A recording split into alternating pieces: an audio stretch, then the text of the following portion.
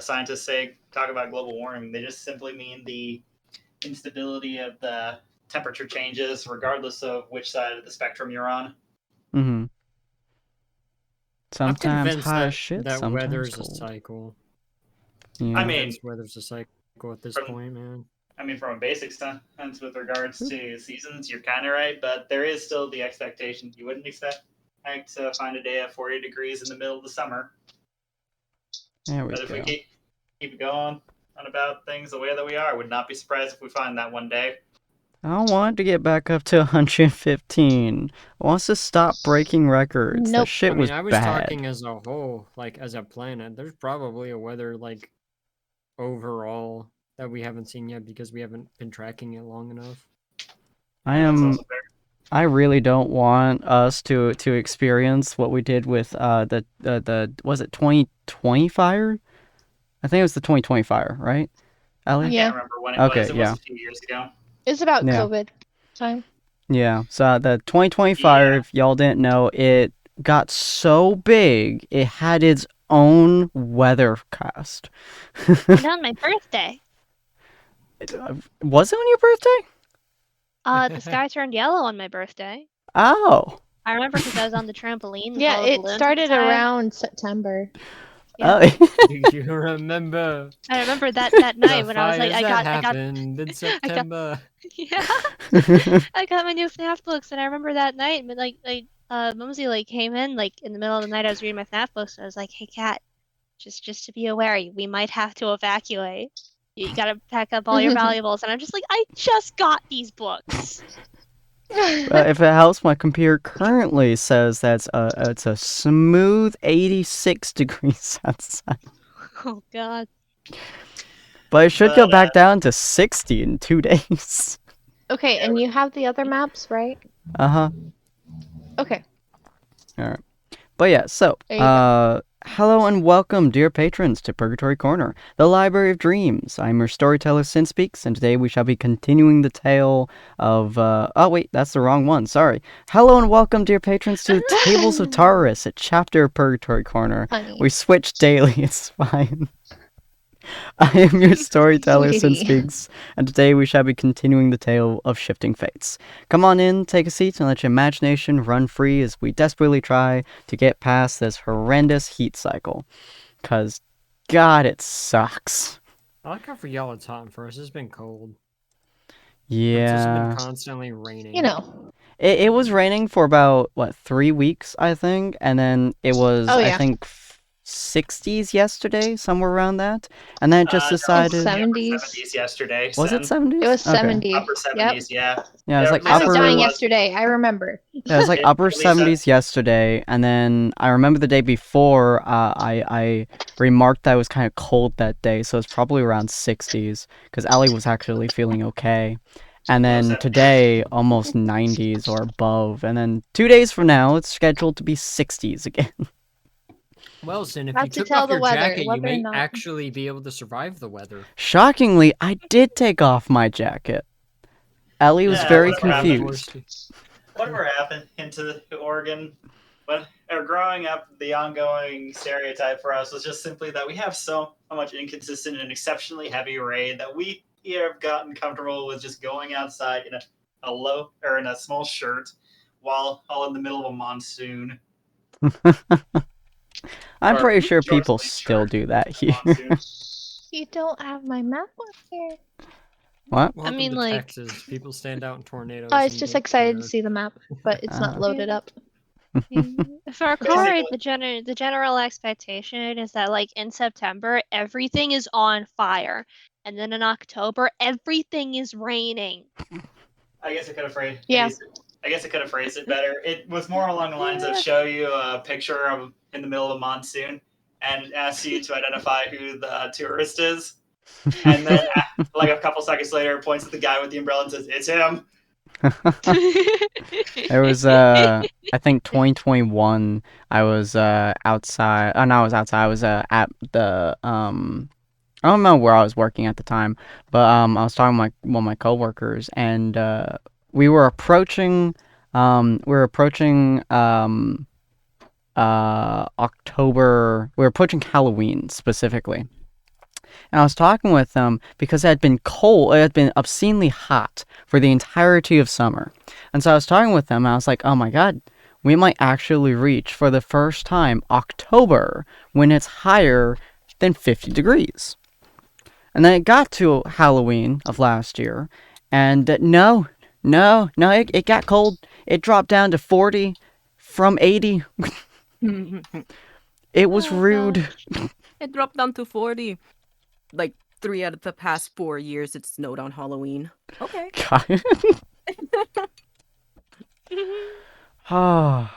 Oregon I'm is sitting here. weird. I'm sitting here in Texas just waiting for everything to light on fire. Just go Yeah. go start it. Go say something mean to the grass. It'll combust. Ruby is so That excited time for the will. heat. I won't. Since I'm Ruby's outside screaming most of for the heat. Yeah, she is. Hi, Pocket. Alright, well, welcome everybody to another episode of Shifting. Last episode, if I remember correctly, y'all's party got real interesting times. Namely involving one of your party members losing a hand. And, Wally, y'all why do your freaking the characters fuck keep losing out. hands? Huh? Well, Wally, why do your characters keep losing hands? Well, it's In better these than things? losing your pants constantly. You know, that's a fair point. That's not even a joke.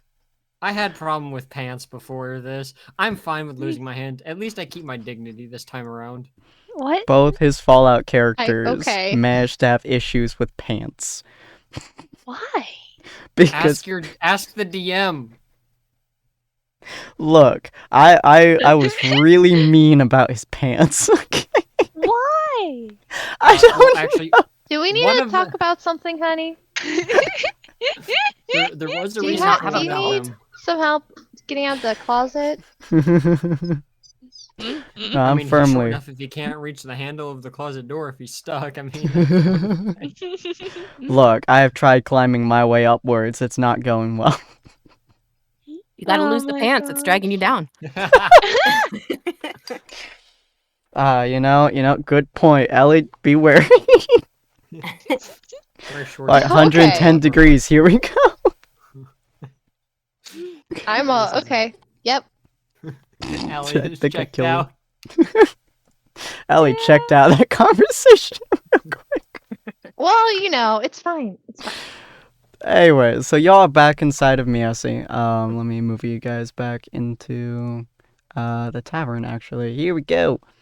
Boosh! This is a tavern that Ellie made.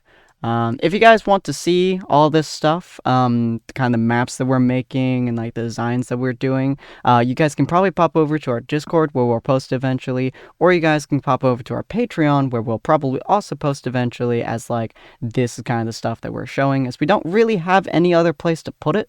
Maybe our Google Sites, but who knows. But yeah, awesome cool maps that Ellie's been making lately. I quite like this tavern specifically. Join the Discord and the Patreon for the probability of maybe things showing up there. Exactly. Very enticing. I know, right? We are the most enticing people of all time. Yeah. I have no well, actually I have 2 characters on here. They're the same characters. What? So, See, 1, 2, we don't have 3, any- 4, let's see. 5, 6 of them. oh yeah. I just there's don't a- see meat. Well, they're somewhere. Oh, I see Averin. She's Yep. at the entrance of the tavern. Yeah, hold I do. on, hold on. Okay. I haven't moved my people's. Wait, Unpause where the am I? game. All right. Oh yeah. Let us move. All right. Okay. Where shall I go? Also, that's not the planning table. Oh, is it not? Which one's the planning table? I You didn't tell me. specifically moved Oh, it. yeah. Yes, I did. I specifically told you. Oh yeah, I should move the Mm. planning table out of the main tavern because it makes sense to have it away from the public. You know what? Fair, and we'll go with the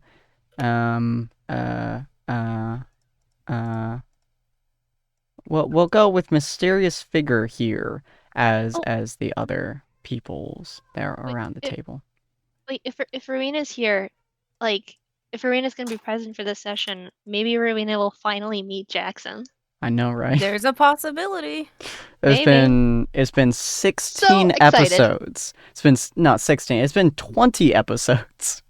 since Jackson was introduced and Rowena had the possibility of meeting him.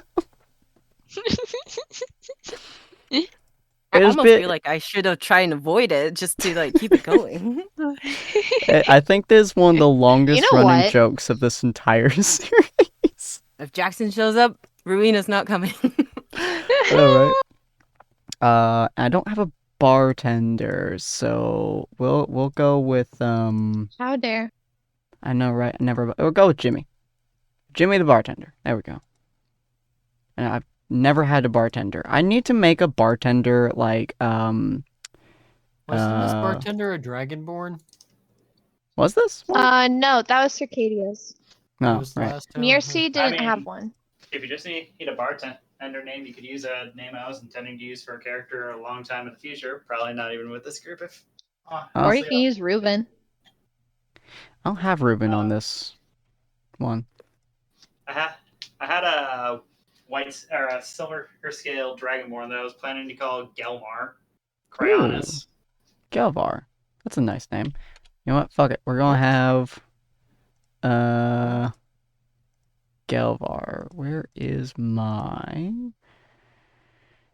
NPC? No. Yes, there you are. Dunk. Wow, that very small.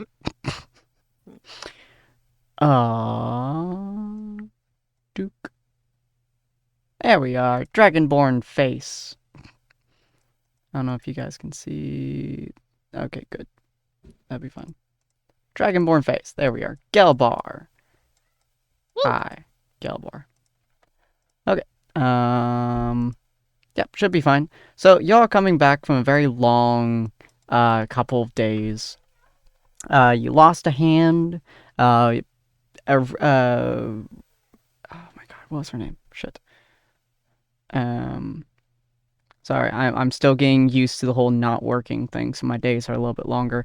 Averin is coming off of having been nearly burned alive. A day ago, essentially. Hey, when that happens. I remember that.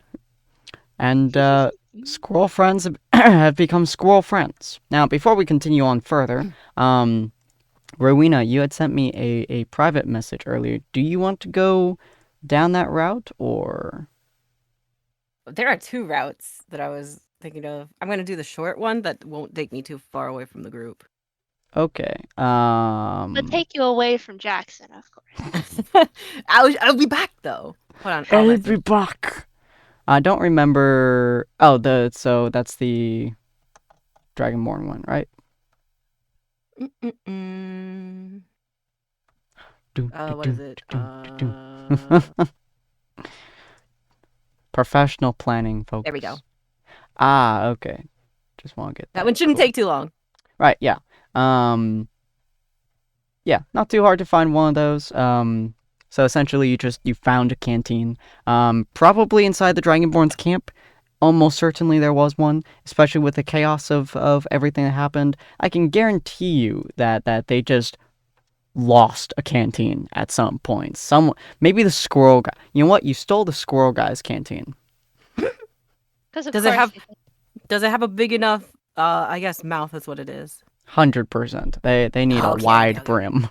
Okay. This is great. Fantastic. Sound very chill. That's all I needed. I'm good. I'm good to go. I can meet Jackson. Let's go. All right, cool. So, I'm concerned. You guys have acquired your stuff, have acquired your necessities, have journeyed over. You guys decide not to fucking jog your entire way back for, frankly, obvious reasons. And eventually back at the tavern, Arthur had mentioned that y'all should get some sleep, and y'all mentioned, no, we want drink our sorrows away. And he's like, stop being like me. So, but y'all eventually landed up inside the tavern. We just don't use mysterious figure faces for general people, because I don't have a token for every single person. But that's fine. Just a bunch of mysterious figures. Mysterious figures all around. Yes, indeed. Imagine there's like a person at most of these tables, people you can't see, a couple people at the bar. I need to add tokens, I will. A couple people chewing. There's quite a few people in this bar, in this tavern, all kind of being merry, having a good time. You don't see Jackson anywhere as you walk in. Everyone starts cheering once they see Arthur, and Arthur is like big hands, like, yeah, we have succeeded in whatever we were doing. Y'all don't know about it. It's okay. We succeeded. Everybody's like, yeah, you did whatever you were going to do. Not a single person in the tavern knows what the fuck he did, but they're all excited he did it. They just assume that he just does shit, and they should be excited for when he does shit. One time he continuously tells you guys, he went and killed a bear for little reason, and everyone's just excited whenever he tells a story, or if he just goes out and does random fucking shit that no one cares about. So they're very excited. Everyone's cheering. You know, the bartender's like, Arthur has come back. Half off drinks. 2/3 drink. Drinks are 1/4 off. 25% off. There we go. As Arthur walks in, Arthur kind of looks at the group and he's like, the tavern is mostly back up and running. We're still getting things working. There's no walls, by the way, to any of this. There are the rooms. There's just no walls anywhere. The only one that has even vague walls is this area, which has like really semi-hastily crafted walls that are like kind of like just planks. They're just placed next to each other for the most part. And for the most part, it just seems like a bunch of people are just here. There is what looks to be a child's room up here, I believe is a child's room. Has a bunch of toys and shit that you guys can see. And there's obviously a little girl in there. There's like a couple of other kids, various races that are inside that room. Just kind of chilling, hang out. But everyone's just having a good time, laughing, drinking, singing. Couple of folks over here. You guys do notice the female dragonborn that was not dragonborn, the female tiefling that talked to Oliver. Yeah, is up there as well. So what would you guys like to do? Oh, and you guys can see Micah inside this room, just kind of chilling. Not really paying attention to anyone or doing anything. I'm gonna go sneak off and sneak into the shadows and go eavesdrop on the weird planning stuffs. Ellie, I can see that you have similar plans. Well, I'm gonna sneak like directly into the shadows. I don't you know can exactly. in fact do that. Ellie can't do that. Let's see. Ellie can't, but she's gonna try. Yeah, let's see. Avrin, it's probably you a very are dark able room. To... It's darker. The top, there's no top, and the sun is out in full blurring stuff. So there are shadows, mostly from the planks that are around the area. But you are literally covered in constant impenetrable shadow inside of your cloak, and you can also step into shadows as a portal and such, and you also make no sound. So yeah, you literally are able just where the fuck there you are. So sneaky, I can't find you. You are able to find a shadow and pretty much just pop over there, especially since there's a bunch of panels everywhere. Ellie, you would need to get around the entire table or head out from the outside inwards to get there, or hop over the bar and then hop around the back. If Ellie messes up, I can throw something to distract people, like a coin or something. Fair point. Good plan. So, which avenue are you planning on going down? Ellie would probably not think about. I don't know if she would go around. She'd probably like peek in, see that there's a way to go around, and then come from the back. Okay. And just hop through. So you have to get past a couple of planks and stuff that are kind of hastily set up to some degree. Not very good visual protection, but something. So roll me a stealth check, and you did go around, so no penalties or anything like that. Just a flat stealth check, and he'll roll a flat perception. Actually, never mind. He's not even gonna be able to beat that. Well, I mean, he technically could. Well, he could. Technically, he could. Give it a shot. Technically, he He could. could.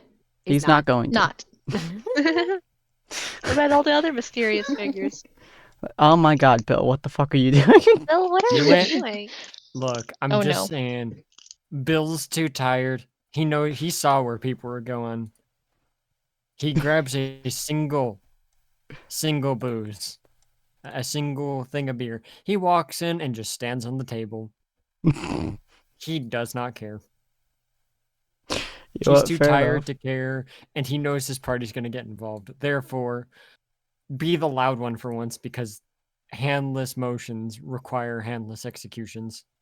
Fair enough. So, in order of this, so Rowena, you probably have the best vantage point of this. You and Arthur kind of walk in, and immediately Ellie starts just walking towards the semi-closed off room. Avrin legitimately just vanishes, like just was there 1 second, seeps into darkness of a like the darkness of the bench over here. Literally walks into it, falls through the floor.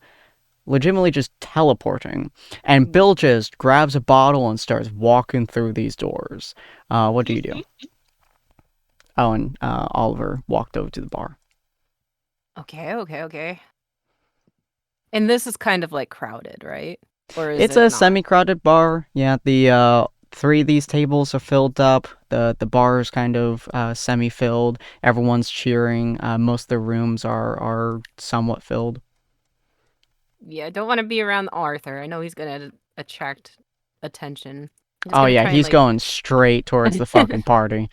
I'm gonna try and slink off and just stay like right here, like, right out, or maybe outside.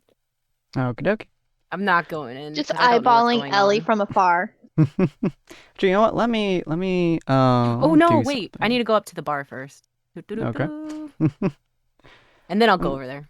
Nice. Let me do something real quick just for the viewers, because this seems like it seems a lot more map based than I was actually expecting. Good job, Ellie. You made a map that Oh. I'm using to its full degree. I'm very confused at what you mean. All I know is you got the gridding off. I can't do the gridding very well, you know this. So we'll do that. There we go. What are you doing? I'm showing the map for the I'm viewers. very confused. There we go. Okay. Because we're actually using the map for once. It's not just visuals. But yeah, so let's see. There we go. Shop. Okay. So yeah, so Bill, you walk up onto the table as Rhea and Oliver both head to the bar. And so you stand on the table. Avrin, you get a very good shot of all the people collected around the table. Probably about 5, 6, 7 or so people gather around the table. All stop talking and look at the bird as he just hops up onto the table. The table's probably like 3, 4 feet high. So Bill like jumps up, pulls himself up, stands on the table, and Jackson just kind of looks at him, and with legitimate confusion, just goes, "You're back? What happened to your hand?" Bill looks at his hand, looks at Jackson, and just simply utters the word Ellie. Because he's looking at Ellie as well. He does not notice, thinks you're looking at him, and he just gives a deep sigh. He's just like, "Oh no.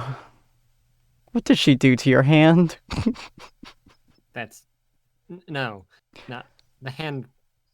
She did nothing. The Dragonborn Oh. did everything. Oh, good. Kind of like looks at his own hand for a second, as if remembering a savage detail from his past. Did Ellie take your hand? Well, she almost stabbed it a couple of times. She did break it on multiple occasions, with Grand P sticks, and once with her fry pan. Sorry, twice. She got very angry at me and threw her fry pan. I mean, to be fair, Well, actually, yeah. To be fair, she tried to take your hand, but you ended up taking hers. Yeah, that's fair. Do you, Is there anything interesting on this table? There's a map. Mm-mm-mm. He looks up, looks you dead in the eyes, and with the absolute charisma of a half-sunken dwarf, he looks at you and says, "Does your party need a hand?" Just the deep breath from Bill. I have 20 Molotovs in my bag. Do not push it. It just goes, yeah, alright. Ellie, you're behind him at this point, very easily. Yeah. Ellie is going to just smoothly come up and wrap her arms around him and be like, "Hello, sweetie. Miss me?" Mind you, With a lovely 3 for his reaction, his response is to immediately jab you in the ribs with his elbow before he realizes who you are. He goes, "Huh. Oh, whoops. Sorry. Well, Hi." that's familiar. Yeah. I did say her name. Oh, Yeah. that's what you were referring to. You're not that smart. Most people have told me I'm not. He is, just he didn't see me coming. Which is a first. I wasn't really expecting you to be behind me. I expected you to be, through the door like a normal person. Well, okay, I wanted to surprise you. Well, good job. You did. Unfortunately, I have Yeah, issues and with, now reacting. yeah, this is just reminding me of when we were just before we were going to fight the mother and father, and you jabbed me. Ah. So, in the same spot. Up. Sorry about that. What you all do in my planning room? Inevitably, Well, if we walked in here, well, correction, she walked in here. I don't know where the other one went. We're gonna get involved whether we want to or not.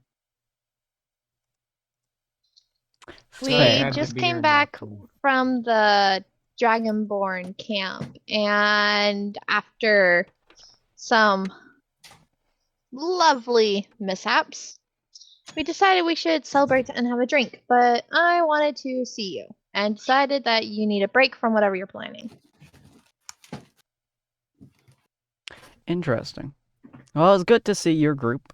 Not really sure if y'all need to get in on this plan, especially after just having gone and, I assume, killed based on your hand, a bunch of Dragonborns. Negative. You're a bit quiet. Only by the way, one, Wally. actually. Ah. Wait, you killed one? How many were there? 8? No, yes, 8. Bill decided to take on the leader by himself while I was up in the trees watching. At least he kept her safe. I can't do that. She doesn't listen to me well enough for that. Do you think they listen to me? I lost my Okay. hand. They're not gonna listen to me again. Yeah, that's a good point. That is... I haven't lost my hand yet. Ellie, what would you do if I lost my hand? I would kill whoever took away your hand. I'd also find a way to fix it, but I fell out of that tree very quickly as soon as I saw Bill chop off his, so. Killing runs in the family. Rowena? Damn. You can say that from outside the door all you So want, you- but if you're gonna be a coward and not look the man in the face, I'm not here. I'm at the bar. Who? Bill has really good hearing. You lose one sensation, all the others are supposed to pick up. So. Oh no! That's Not certain funny. that's quite how it works in this case, considering he does still technically have his sense of touch throughout the entire rest of his body.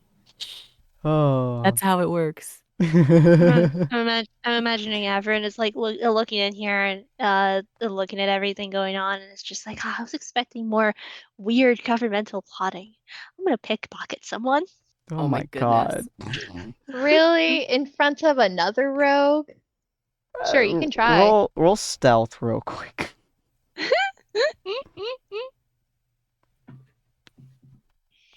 Oh my gosh. Oh. 21. All right. Jesus Christ, he's almost He's not low doing too ass well rolls today. for this man. Roll me sleight of hand. I mean, he could technically use their passive perceptions, considering His passive he perception is actually looking. 23. Hey, wait, I have the weird copper thing. I don't know what the weird copper thing would do for this, but it said something about something that happens on that once. Does It's been a while since I had it. I don't actually remember. it? You need to update item description sooner or later. Is it on in your?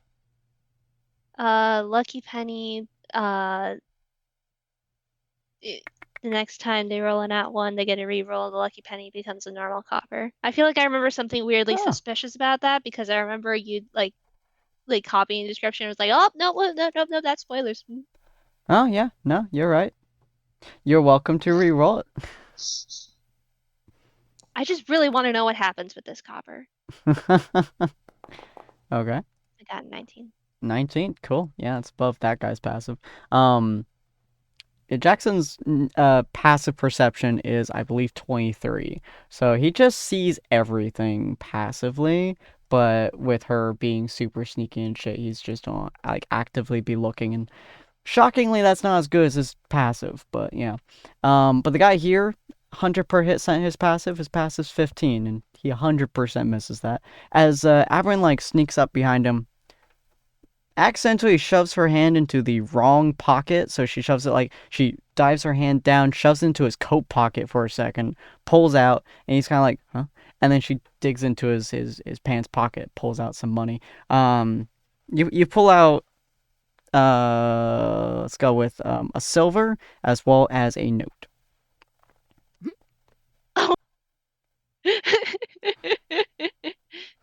So there's something amusing about that. Do you read the note? Oh no. It was just like as well as a Discord disconnect noise. I thought you lost connection for a I'm moment. back. Silver note. Obviously, I'm gonna read the note. Yeah. You're welcome to read the note if you'd like. Heck yeah. All right, cool. The note says, "I love you, Papa. I hope you come back." I'm gonna put that one back. Baby! It's just Like, like, oh sentimental. fuck, here we go. Shit. It's like, well, this isn't valuable. Not to me. Whatever. Just put the note back. Not valuable in the slightest. Nope. So while you're doing that, Oliver and Ruian, what are you two doing at the bar? I'm gonna go up. Mhm. Hello. Dragonborn looks at you and is just like, "Hello, how you doing? Would you like a drink?" So I was just wondering, do you have any water? Yeah, we have a fresh supply of it. Okay. Can you fill up this? And I give him the empty canteen that I have. Yeah, sure. He kind of like reaches over and he starts pouring the water into the thing, hands it back to you. He's like, "That'd be 1 copper." One copper. Water ain't that Okay, expensive good, here. fantastic. That's wonderful. And then I'll take an ale as well. Why not? All right. He reaches over, grabs a mug, pours some ale into it, pots it down right in front of you, and he's like, "That'd be about 5 copper. A little bit more expensive than the water." Okay. Mhm. So I have 4 silver. Mhm. I'm just gonna give him a silver. All right, cool. He grabs the silver, he looks at it, he just kind of shrugs, and he puts into something underneath the counter, and he hands you 4 copper. Okay. Mhm. I'm gonna kind of scooch over towards Oliver because he's sitting over there too. Mhm. He's mostly just working on notes in his notebook and checking out some of the other notes he's got in his scroll case. Cool. Then the realization snaps us to where he is just like, I don't suppose you have much of a stock of Razor's Brew? Yeah, we got fresh stock in just recently. Let me go grab it for you. He kind of Whoa, like bless walks you. over to the Sorry. wall. Someone Mm. sneezed and I just said bless you. Oh, okay. I said thank you. Yeah, so he grabs off the wall, comes over, pours some for you, puts it down in front of you. Thank you. How much would this go for? Or he just says, digging through his satchel. A little bit more specific than the ale, and ale's the most common one, so probably about seven copper. Alright then. I'm going to also pass him a silver. He'll give you back 3 copper. And he just goes back, starting cleaning his glass, handing some ale down to the other couple patrons that are on the bar. Thank you. Mhm. Just goes back to his notes, trying to debate whether or not I should start asking questions about a couple of other things, but he seems busy right now. What exactly are you doing? How much have I talked about? I'm certain I've at least at some point mentioned a couple of the darker bits of research of alchemy in the past, right? I believe so. Well, turns out sometimes the research for that comes up with some level of details that could be useful for other purposes. Like, So, for example, well, go on. in our specific case, it seems our friend's lost his arm, but perhaps there might be a way to build him a new one. I can find out a few materials and a couple of the right types of craftsmen. But Do you need anything that I could procure? problem is, I'm not even certain beyond like one plant for what we'd even be looking for at this moment. Problem is, we need to have a couple of materials of high elemental purity, and the only one I know about off the top of my head is a solar bloom, which just exceptionally high. Just resonates exceptionally strongly with fire. But if I'm going to, but from what I know, or at least the books I've read, states that the average person has a very high concentration of high purity elements of all 4 varieties. So if we're going to try and assemble something like this, I need a balance, and I need to find an alchemist that's actually strong, skilled enough to mix these properly, and a craftsman that can actually shape it into an arm. I thought we were just going to look for a healer. I mean, you could, except for the fact that we don't exactly have the hand that he lost right now. So it's not really an option to just simply reattach it. Can you, like, get it to regrow itself? Not with the resources I have at the moment. Regenerative processes and potions have been done before, but those that I have available don't exactly constitute that sort of knowledge.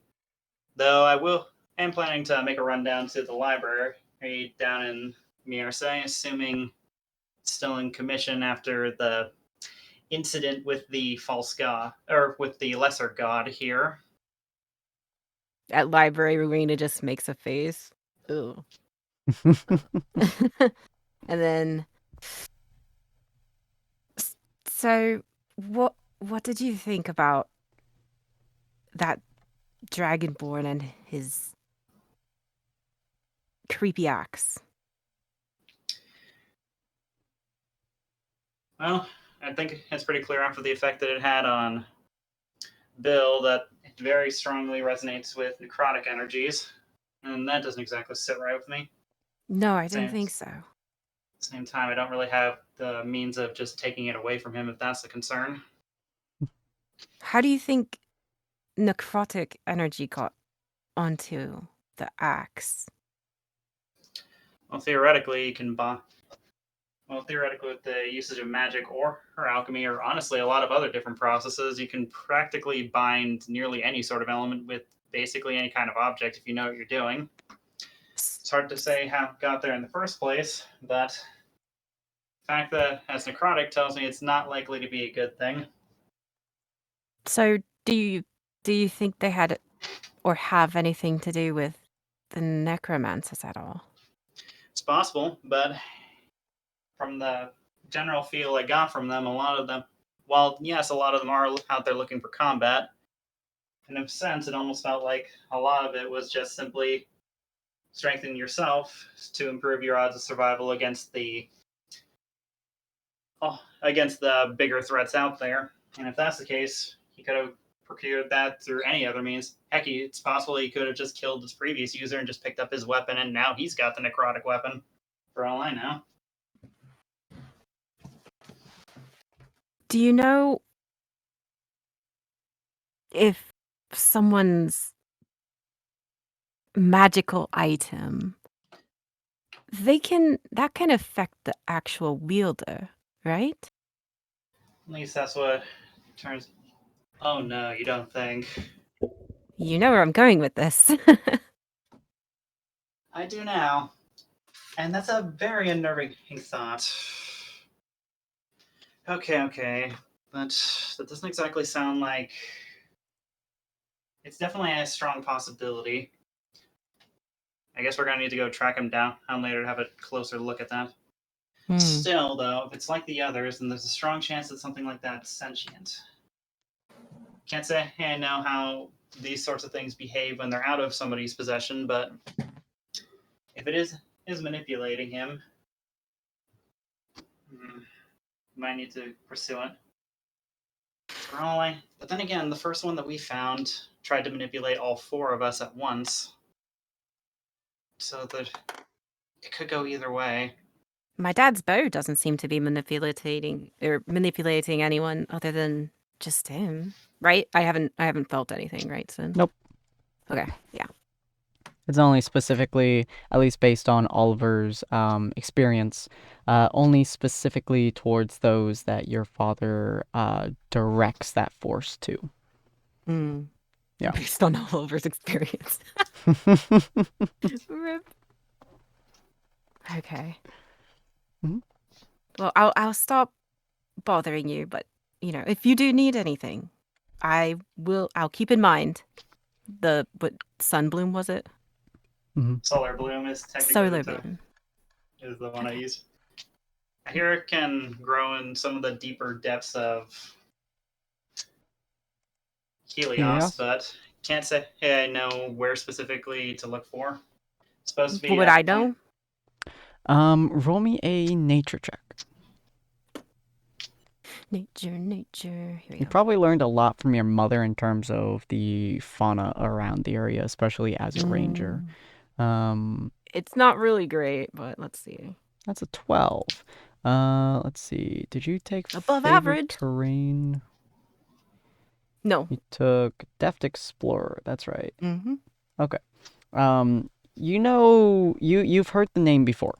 As a ranger, as someone who's like dealt with a lot of animals and a lot of locations like that, you've definitely heard the name before, and it's definitely something that is exclusive to Helios.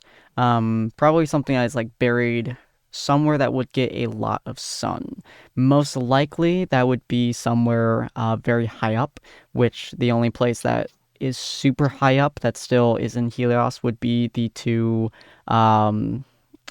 ancient trees next to the entrance to Trail of Blade Tears. Those things are hundreds of feet tall.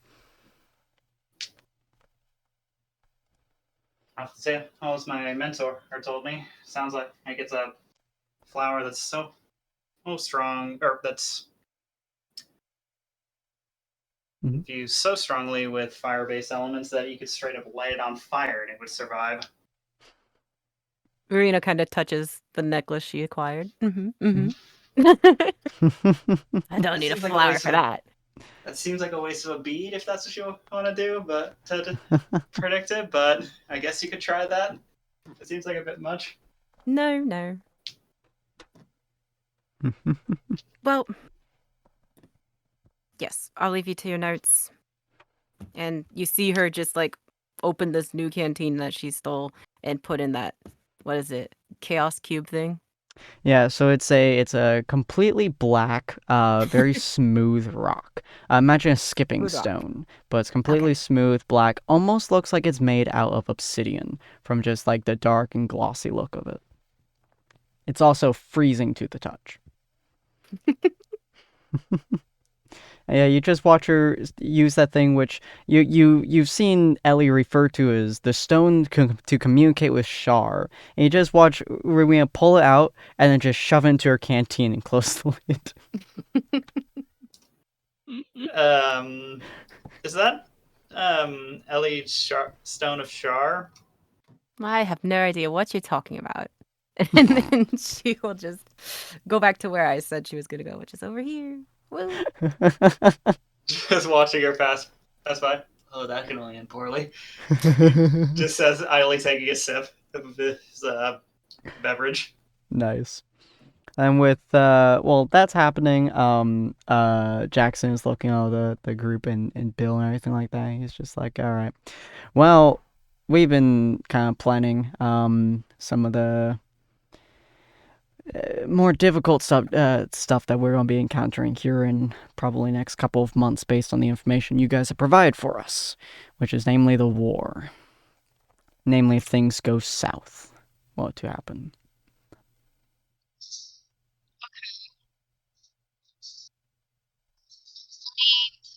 Nearsea is a safe distance. You're good. Nearsea is a safe distance away from the war, though. True. So there shouldn't be too much trouble. That's assuming that the war is semi-contained to above us. If they start making their way down if the elves get taken care of, or if, for example, the elves and orcs decide to move around to get to better locations or more fortified situations, or simply a better arena for battling, Miercy's right on that list, along with the entire forest. The entire forest could become a battleground. I doubt the orcs would do that, especially since they wouldn't be used to Helios's climate. That depends on how badly the orcs want to win. The elves' terrain is the forest. If the orcs knock down every single tree in the forest, the elves have a much, much worse position. Especially considering the fact that it would start lighting things on fire, most likely, including both sides of the army. That is true. That could happen. We're trying to figure out what we want to do, worst case situations, where we want to go, what we want to plan out, and that's what he gestures to the table, which has quite a few marks on the map. What we have down here.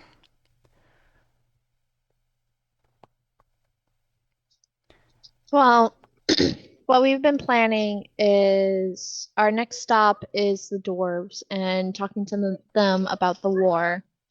And hopefully they won't get involved, and maybe they'll even help us keep things contained. Who are you taking and with then you? after, I didn't even think about that. Well, you need a guide, don't you? Just got back. Well, we are taking oh, come on, brain. Iron Belly. Mm-hmm. Yes.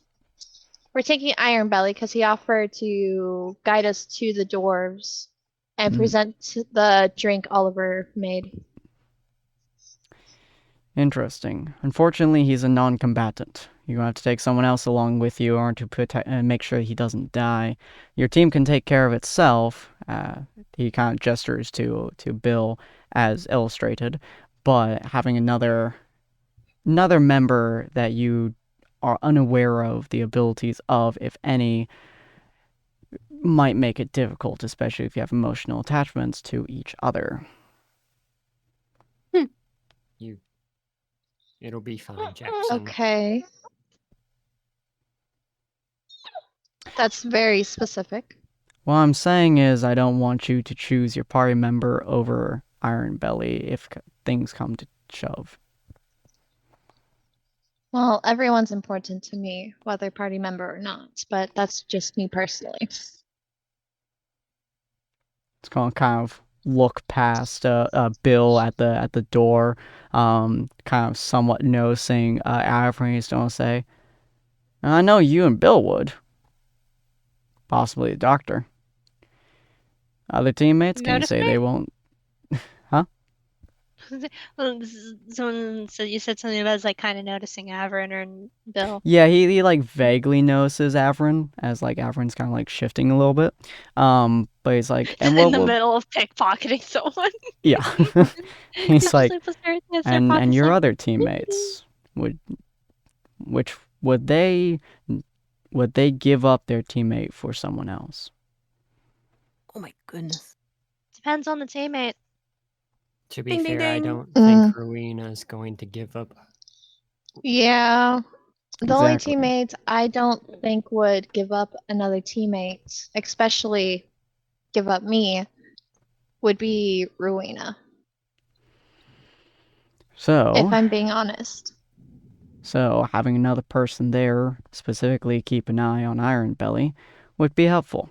Make it so your team can focus on you guys exclusively, and our team would focus on Iron Belly.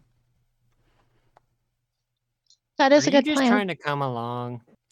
No, I was actually planning on petitioning Arthur to come along with your group. Oh dear heavens, no. Oh. But he kind of like looks like kind of thoughtful for a second. He's like, loud. So, Yeah, we're not And going to- noticeable. I mean, to be fair, we could leave him with the dwarves when we get there if we need to. He's a nice you're a little bit fella. quiet, by the way, Wally. I mean, he's a nice fella, but yeah, loud. Very, very loud. Granted, Rowena's wait, no. Ellie's loud. Rowena's shifty. Oh my It's like, goodness. Saving you. yeah. She kind of comes and goes as she pleases. So, yeah, she definitely wouldn't be able to watch over Iron Belly. Yeah. But she's I with mean, us now. I yeah. don't know how long, though. I wouldn't count on it. No offense, Ellie. She comes and goes. I understand. So I could petition But- myself, as me and Arthur are really the only not quite able-bodied fighters. He kind of gestures to those in the room with him, but the most experienced, I would say. I could come with, or you guys can go with Iron Belly yourselves if you think that you would be able to provide enough care for a non-combatant in your party. I mean, Well, my only concern is how would Iron Belly likely just stay at the door? None. Or would he be able to make it back to Miersu? Is my concern. By himself, that is. He's welcome in both areas. He's loud, he gets drunk constantly. Fairly certain he won't be sober on your journey. But he's welcome at both areas, so he can choose to stay there or he can choose to come back. Usually he comes with a caravan to and from the area. More people, more numbers, more areas, but there hasn't been a caravan up towards the doors for quite a while now. So he hasn't been able to come back up. So likely he would stay up there unless someone brings him back. He likes it down here more, though, so you have to ask him for his personal decisions. He does have family up there, so. Fair. Well, if he chooses to stay up with the dwarves, does that mean that you're sticking with us up to the war? Or are you going to make your way back to Miersu by yourself? Honestly, depends on what you guys prefer. I'm happy to go where needed, and you told me specifically to stay here to stay out of battle.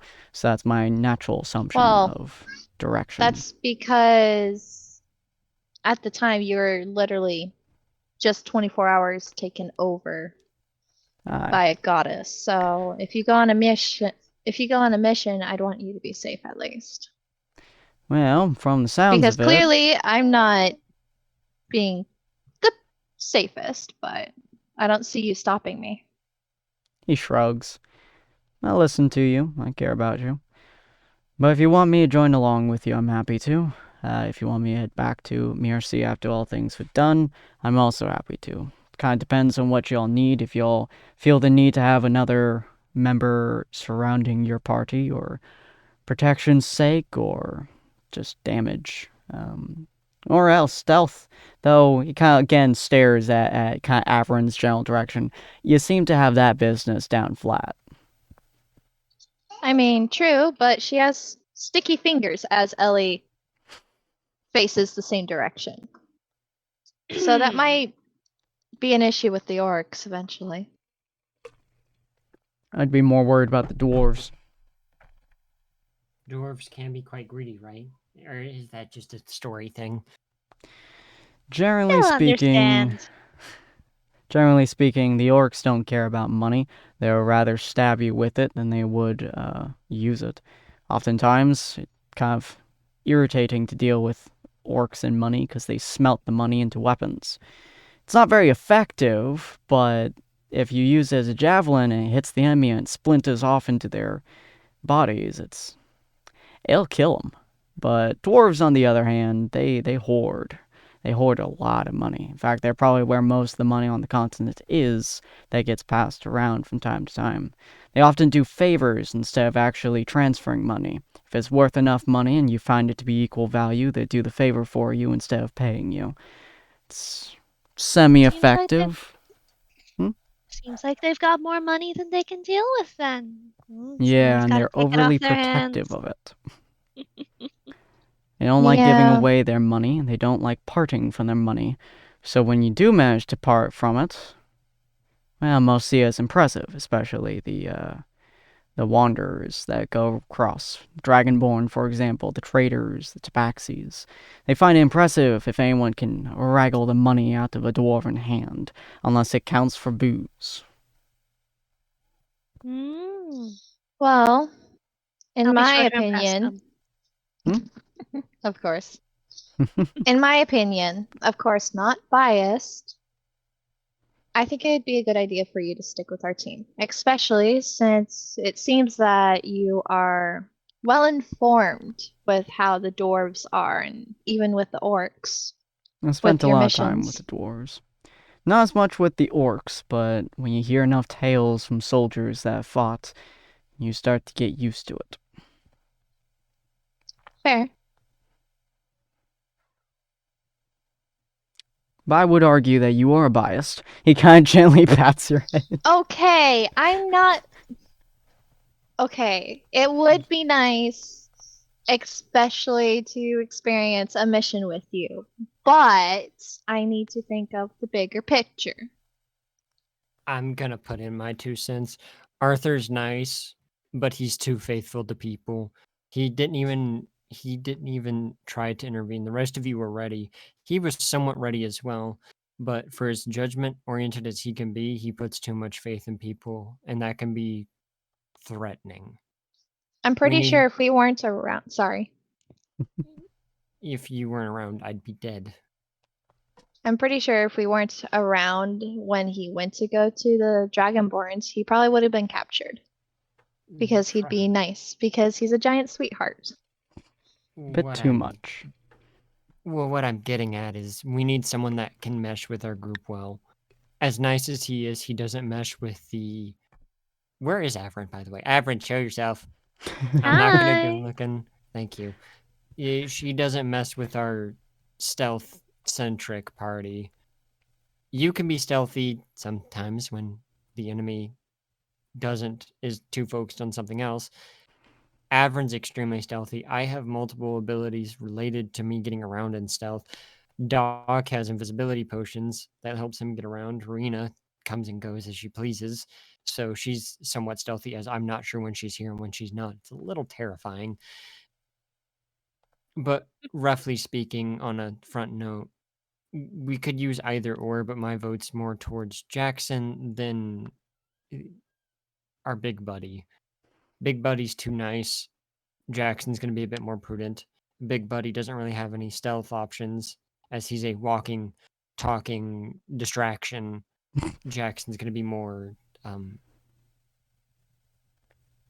let's say, prudent in his negotiations. Bill puts in air quotes with his one good hand. Well, from what Yeah, you I've get that heard, prey some on the tongues have dot. been cut off. Only a couple. Many. To be fair, See?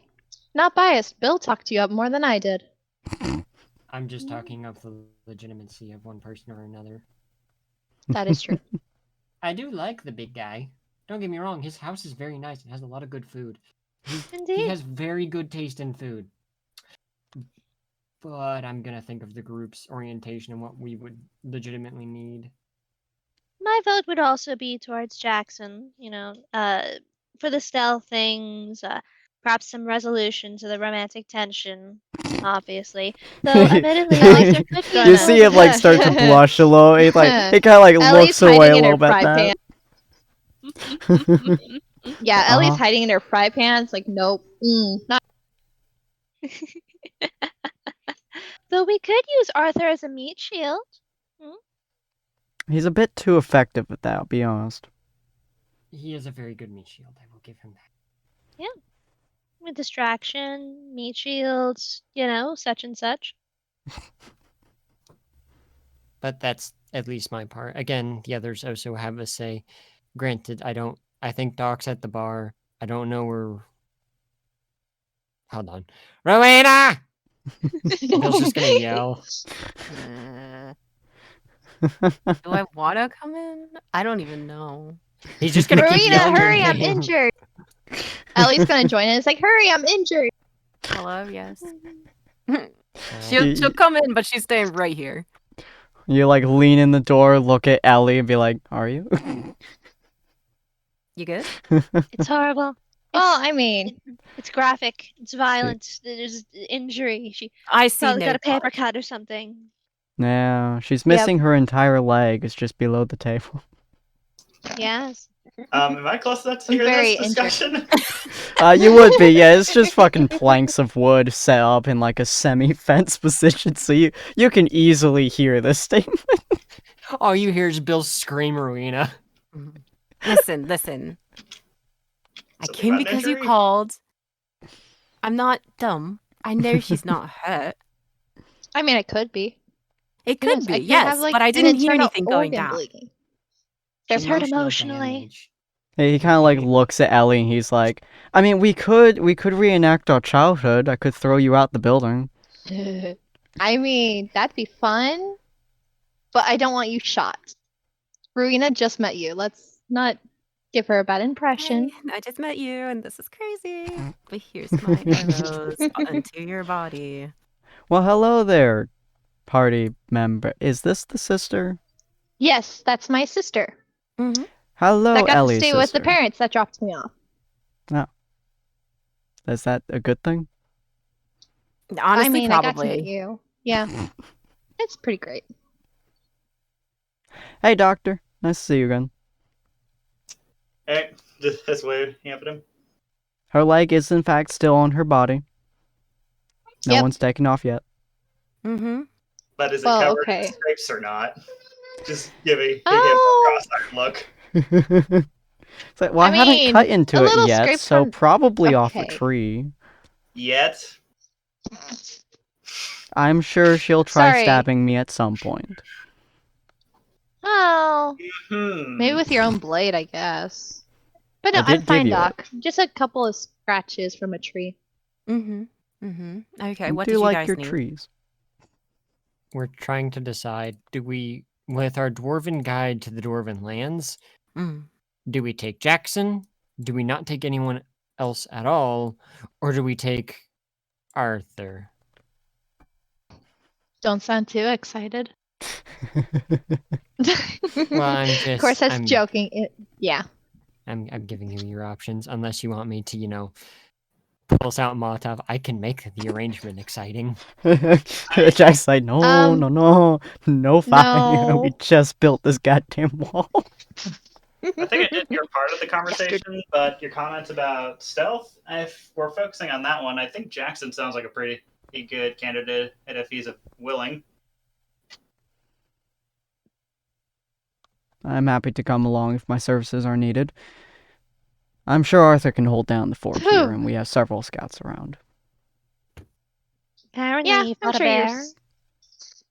What's happening? Grinda's gonna walk in.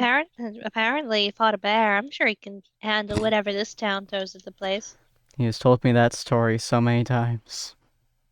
I don't know. Have I heard it enough yet? I think maybe I need another rendition. He punched a bear. There you go. He suplexed the bear is the latest one I heard. You hear just like very loudly throughout the bar, and then I took my wooden axe with its wooden hammer that I myself grabbed the rock and strapped it to the axe, and I slapped that bear in the face. The holy Make might that of slap. Palor, which actually there wasn't really any holy might there, it was mostly just my sweet biceps, but I feel like the god was watching that day and was afraid of me. Sweet biceps, he says, flexing. It Okay. was very He's easy a to hardy hear fella. his bombocious statements. So from what I have gathered, the person who's going to be Oh, coming no. along for escorting, she's just looking directly at Jackson right now, Mm. is supposed to pick the dwarf, Ironbelly, yes, Hmm. over everyone else. Effectively, it's supposed to be that if the dwarf was going to die, or if the teammate was going to die, they would pick the dwarf first, as we assume that your team can handle itself. Mm. You sure you wouldn't try to save Ellie? That I is what I was 100% guarantee that if my dwarf friend or was going to die versus Ellie was going to die, I 100% guarantee I will go for the dwarf, as I expect your party to be competent enough to grab Ellie. If you don't, I'll personally stab you in the thigh.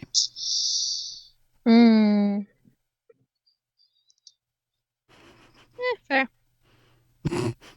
I mean, I'm willing to sacrifice another hand if it means saving her life. I'd hope that nobody else is getting Well, maimed in that okay. sense before being in transit, or honestly, hopefully for the rest of their life. See? Competence.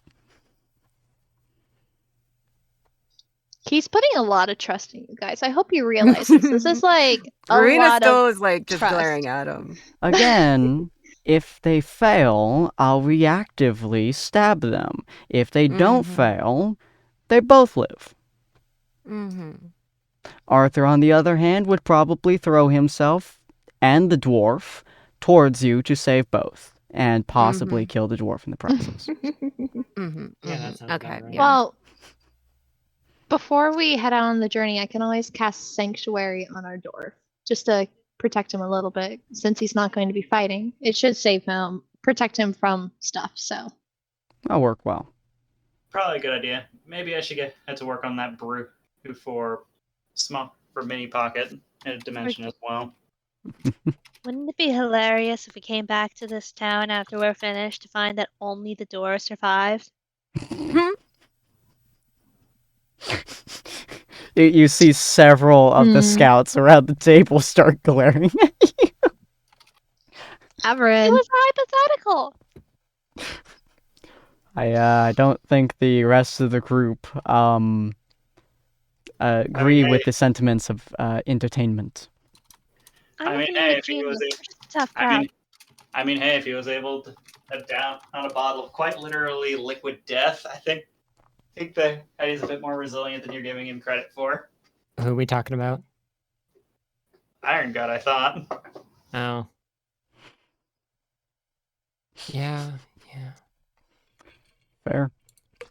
I mean, to be fair, liquid death tastes kind of minty.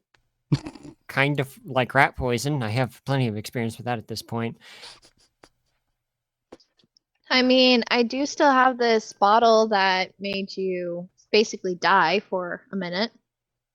You see a plethora of concerned looks shared between the both of you. I'm a part of the Alcoholics Club. Don't worry, it's fine. Oh, First step is yeah, admitting it. yeah. All right, that makes like all the people around the table were just like, yeah, all right, that makes sense. Yeah. I like how I just had to utter that sentence and people understood. Is it really that well known? let's say that the person who founded the club, they fought a dragon to get drunk. Question. That's this usually where a Grampy? lot of alcohol comes Yeah. He heard that there was an Really? alcohol in the dragon's gut, from a, well, I would not call him unreliable source, but as it turns out, they later actually made the alcohol from the dragon's gut. So, I mean, technically speaking, he wasn't wrong, but at least that's how the story goes. And so, the gnome went up to a dragon and beat the ever living shit out of it, while, as the stories portray, screaming, "Give me my alcohol, you son of a goddamn watery dragonborn's fetus!" Sounds about right. He wasn't very forgot- creative with his insults, I've been told. I mean, I guess that's technically the first alchemist that did something similar to invent cheese.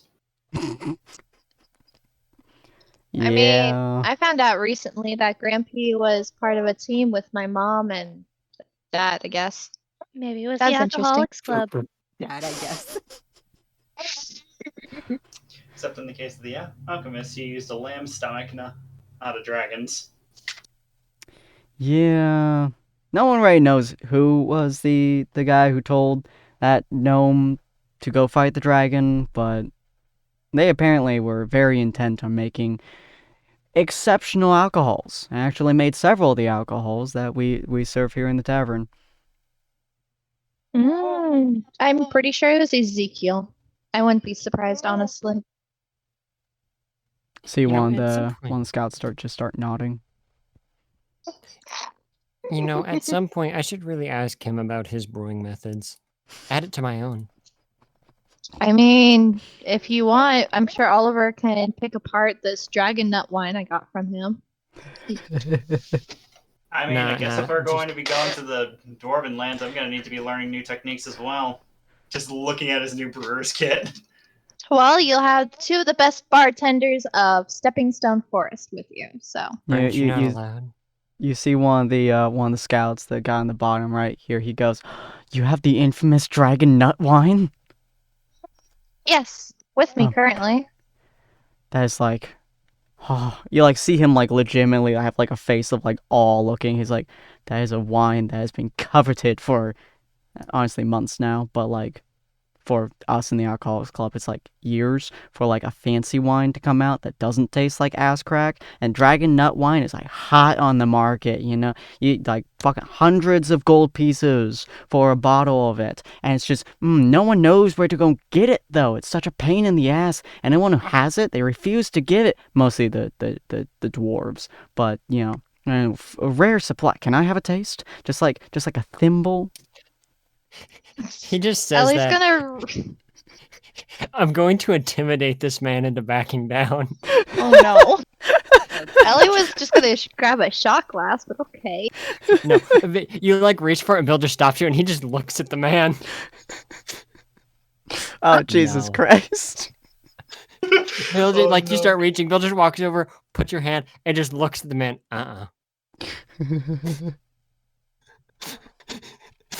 This is Bill's territory. It's like, oh no. I won that alcohol fair and square through my almost death. He kind of like looks at you and he reaches out his hand. This is like a like probably a in mid-20s a human, and like reaches out a hand with like a stern look, like for a handshake. Reaches out towards you. You notice he does do it like his left hand towards you, so you can hold it with your left hand. He puts his left hand towards my left hand. Right, because turning. My brain is dumb. My brain is... I don't know why my brain immediately went into the joke of the wrong hand. I love the idea like Bill stares at this and goes, "Is that the wrong way?" Well, since Sorry, you wanted new my to this opinion on this. one arm thing. Mhm. Since you guys wanted my opinion on this, before you get any further into this and get more rowdy, I don't vote Jackson. I don't vote Arthur. I vote Ezekiel. I'll go get him and then He's here? we can No. bring him. No. He's literally killed gods. He's done a lot of things. I'm pretty sure half of them are shady. Yeah, but we already talked to him about the war, and in his grateful opinion, it's just to kill both sides and call it good. That's The Yeah, dwarves aren't really you see involved in the Jackson That's kind of war. like morbid. you see Jackson And kind of like completely defeats the look purpose. questioning for a second. He's like, "Did you ask if that was the most effective way or the best way?" What was the question? Uh, Like, I don't understand what that means. I simply asked if how he would go about solving the war. Because at the time I was completely out of ideas of how to end this freaking war. Huh? Well, if you were asking like the most effective way to end this war, then that makes sense that he would go with killing both sides. That really is quite effective. But he went with the I mean, best way. I would be very surprised if he said that. Unless he's evil. I'm pretty sure he's chaotic evil. Oh, Isn't well, he a then that makes sense too. storyteller? I mean, when I overheard the conversation between him and an old goblin friend we had for a short minute, literally, he just openly says, "I'll just go learn necromancy then." It's probably Yeah. not the sort of sentence you expect to hear from someone that's fully stable. I mean, I Just thought he says, was a flipping through his necromancer. note, just slowly flipping through his notes again. Wait, he's not a necromancer? He wasn't before He that comment, probably I'd is by wager. now. So he knows all sorts of things in order to protect this dwarf. That And he'll probably do it for free because isn't he a storyteller? Isn't that what he's after? Well, he's trying to find a library for his god. But his god doesn't like stories ending. Yeah. So, I mean, that's my vote if you guys want it. where would he even be by now, though? I can find him. Don't worry. I mean, we have Wow. sending stones. We could easily call him. That is true. I Yes, have the amulet for his brother too that we'll eventually find. Love the idea that Ellie just pulls out a sending stone and just screams, "Hey, bitch, give to mercy!" Okay, I have a question though. Depending on where he is, how much time do we actually have at this point? Well, the war, actually, this is important to bring up. The war will be in January of next year. Oh, okay. How long is that actually? Give me a number. Both Today's April 3rd, so we have about 2 months, I believe. I think. 3. So, End of 2 or 3. January, so 3 months. End of January. So 3 months. I was trying to remember. You've got time. that's not a lot of time. I'd It's rather enough not be to with- get It's really not. Ezekiel and go. Well, the issue is Marigold was planning on wanting to eradicate and deal with the council members a week before the war began because that's when the armies will be gone.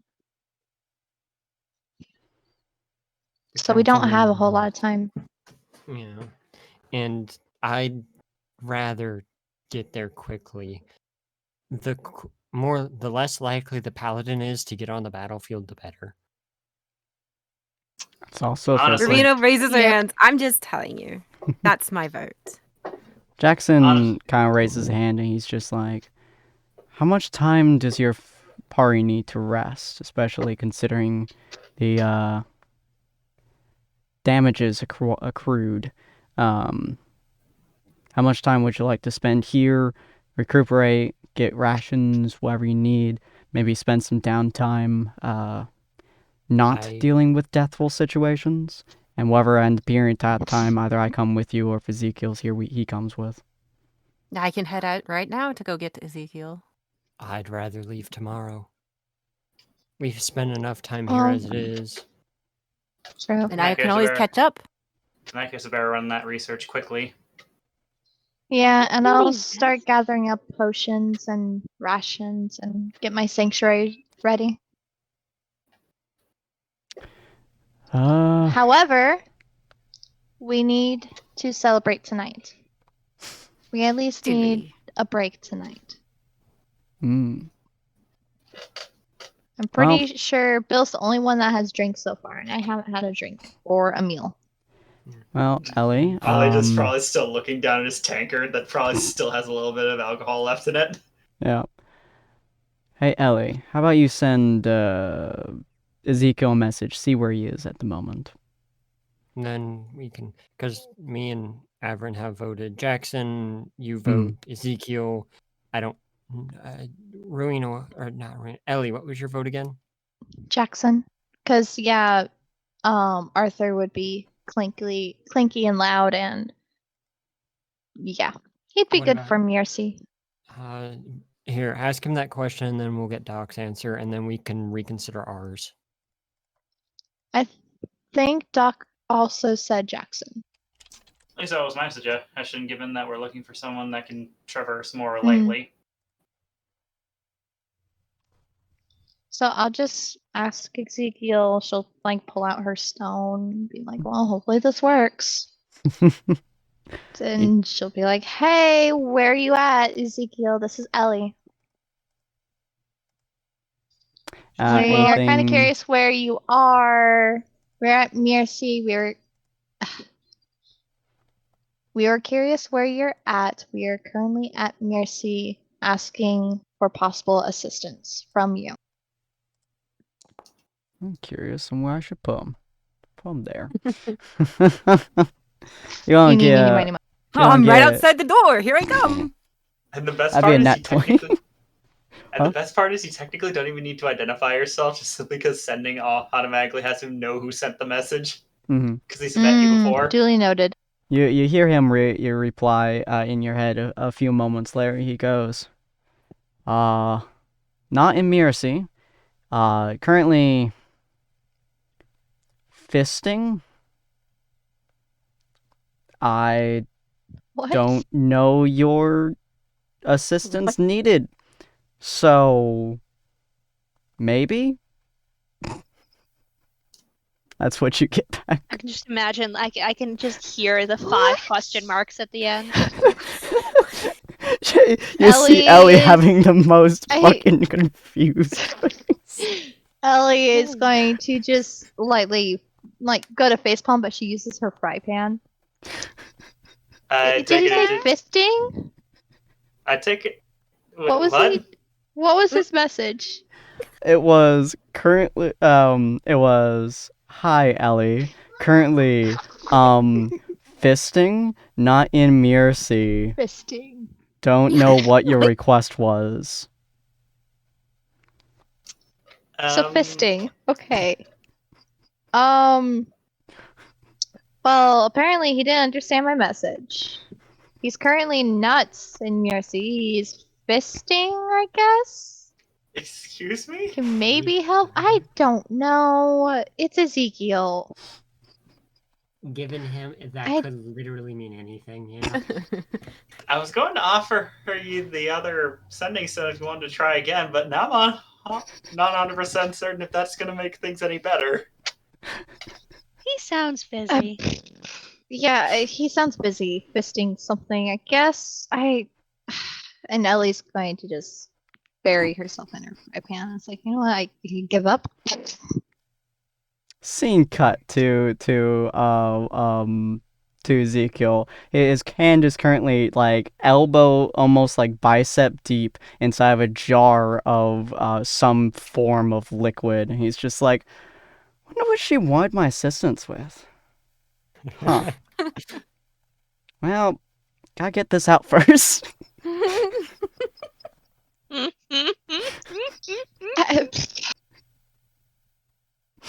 Scene cut back to the tavern.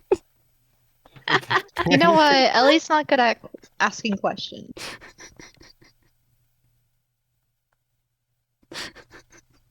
All right then. All right, so I don't think Ezekiel's going to help. So we'll have Jackson. How do you feel about that, sweetie? And Ellie's just going to smile at him. He smiles back and he's like, all right, cool. I'll get my stuff ready. He kind of like looks over your team. Marina's two gone. short swords. Probably a good plan more than longsword. Yeah. Oh. Yeah, see what I mean though? Like she dips in, dips out. You don't hear a thing. Remarkably stealthy, I'll Yeah. be honest. Like, it's kind of something I would expect Ellie to do. I mean, she wasn't all that stealthy. She just knows when to walk out of a room because people are Mhm. distracted by conversation. True. Yeah. Just like looks over where she was, recognizes she's gone. Yeah, that sounds about right. Just like swallows a last drop of his alcohol. All right. Well, I'm gonna go start getting my my errands in order. Talk to Arthur about everything. You guys, well, enjoy yourselves. A night without death and nice bed instead of rocks. Unless y'all brought a bed Oh, with you. No, we didn't. Yeah. So you guys get we a nice have bed here the instead of house rocks. we were staying in. Yeah. Oh yeah, I Arthur thought you were did gonna build that join us for you. drinks. Yep.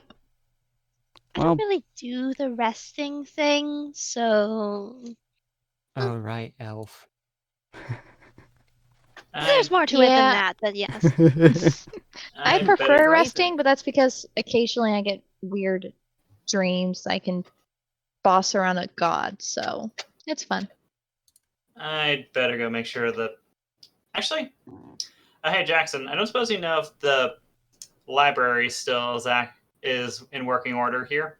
Yes, we have a really old gnome there. His name is his name is Speedy McGoldfast.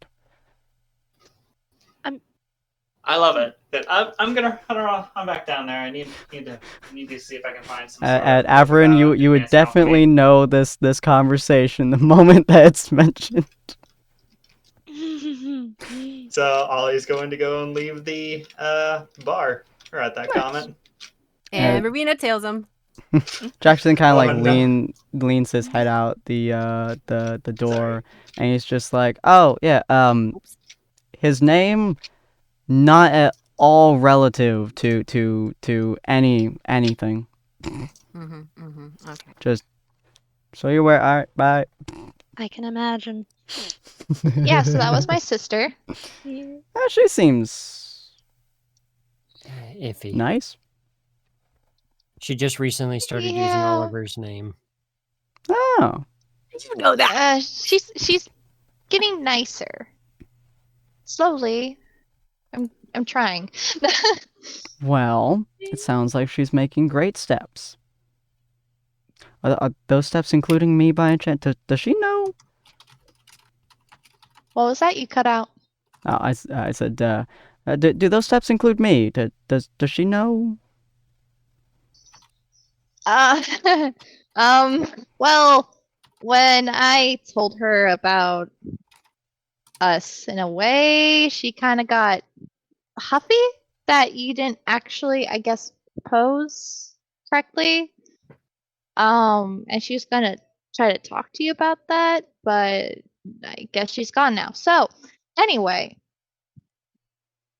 then Ah, yeah. interesting. Anyway, I'm gonna take this drink, and I'm going to bed. Fair. Well, let us know if you need Okay. anything. Just don't open my door.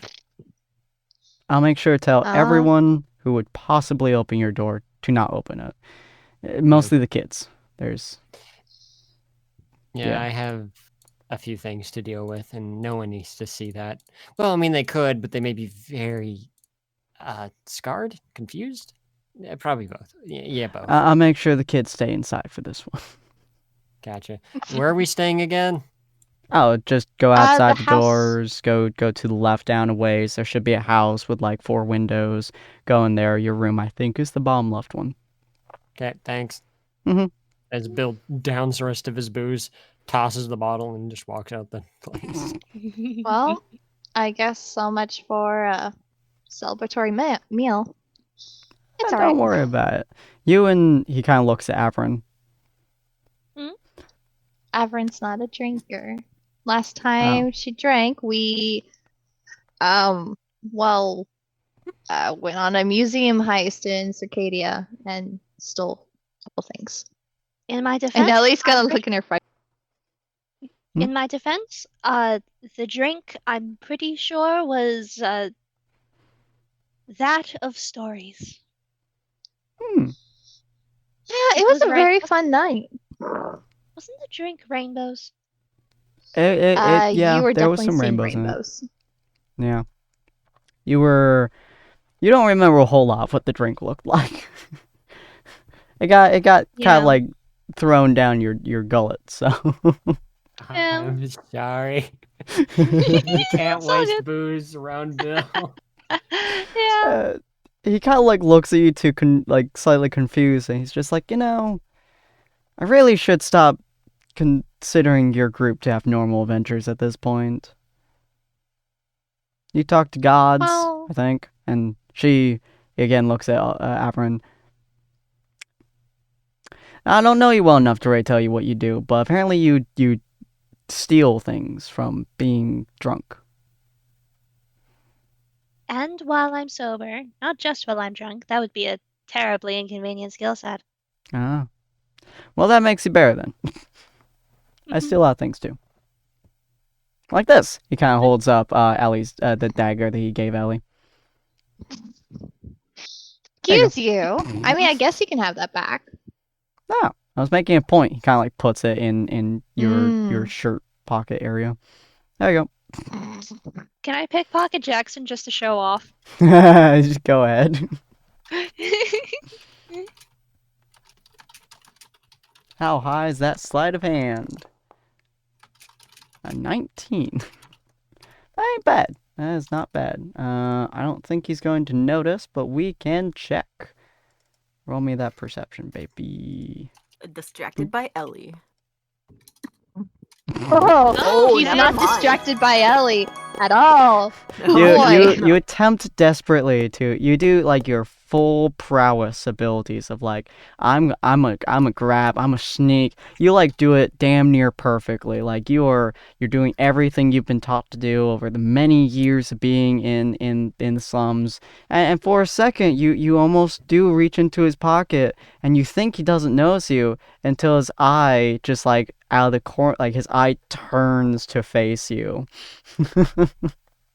And he just like kind of looks at you from like the corner of his vision in peripheral vision. He's just staring at you.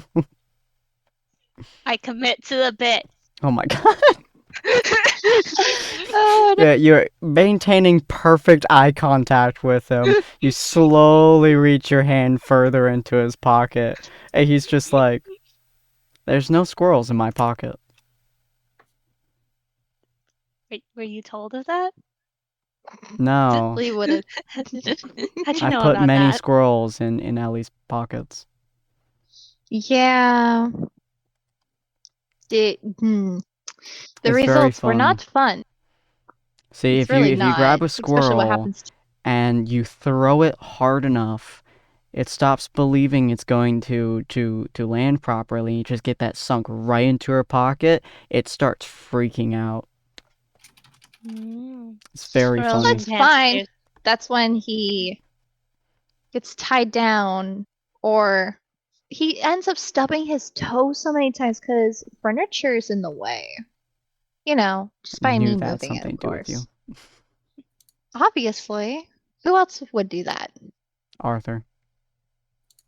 I guess, but little old me, and she's just gonna smile out of spite. Squirrels and pants appears to be a rather contagious disease around here, it seems. Yeah. Yeah. Well, we do collect a lot of nuts. Some are. Some of us are nuts. That is true. Like He this one next to me. continues to quietly stare at you with your hands still in his pocket. I'd almost forgotten. I just retracted. Let me put my hands behind my back. I'm assuming you took something out of my pocket. I think Y'all she know tried that- to. I don't know if I actually took anything. Yeah, there was a single gold coin in that specific pocket. There's a single coin. Nothing else in that pocket. Not even any like lint or berries or anything. Not just a single gold coin. I just kind of flick it towards him, and it's just like, who carries one singular gold coin in a pocket? He catches it and holds up one side to you, and you can see scribbled on there with a weird like berry juice that says, "Ha, got him." Ah, clever. So for whenever someone tries stealing my stuff, obviously don't put your valuables on your outside pockets. Of course. That is true. I learned this the hard way.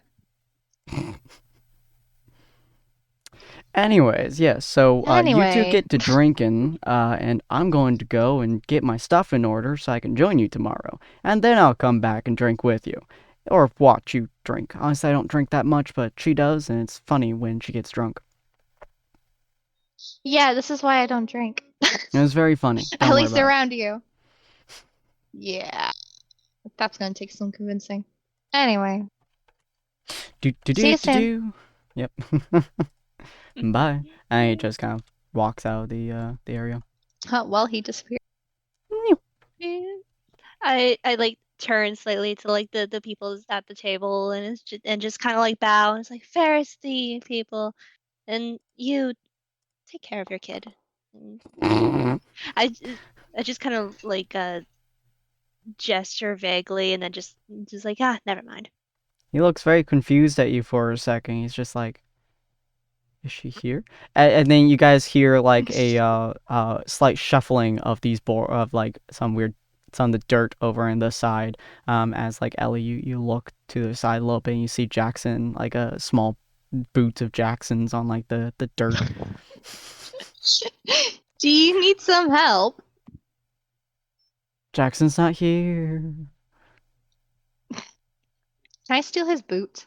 If it's stuck, can I snag it? A You're modern welcome to take his Cinderella. boot. Modern Cinderella. You're welcome to actually take his stealing his boot. You now have a really dirty boot. Well, he has to Anyway. retrieve it at some point. Now Now make sure he comes back. Oh my god, it's hot. So you guys are inside. Let's see. I'll zoom outwards a little bit, and so Rowena and Oliver, you guys went to Spade and McGoldfast's lovely library. So I'm assuming you guys just head over there and walk right in. Or at least that was my intention. Okay. As we're walking, I'm gonna be Mhm. like, "Listen, Tiefling Oliver, Huh? you can't just leave. Like, you're kind of valuable." Sorry, is something wrong? Yeah, don't just walk out into it's nighttime, right? Yeah. Like quote unquote nighttime. Relative nighttime, yeah. Yeah. You don't just walk out on your own to a random place. Like, I know where you're going, but if I'm here, at least tell me. Just looking up. Sorry, I'm still not quite used to sun cycles. I think that's what you call them. It doesn't matter. All I'm saying is, I don't want you to either get call back to like the first episode, get kidnapped or killed. You know? I appreciate that. You're right. Sorry. Is that you wanted to join me up there, or? Oh, I'm following you. Yeah. So you didn't like libraries, just says as he continues walking in that direction.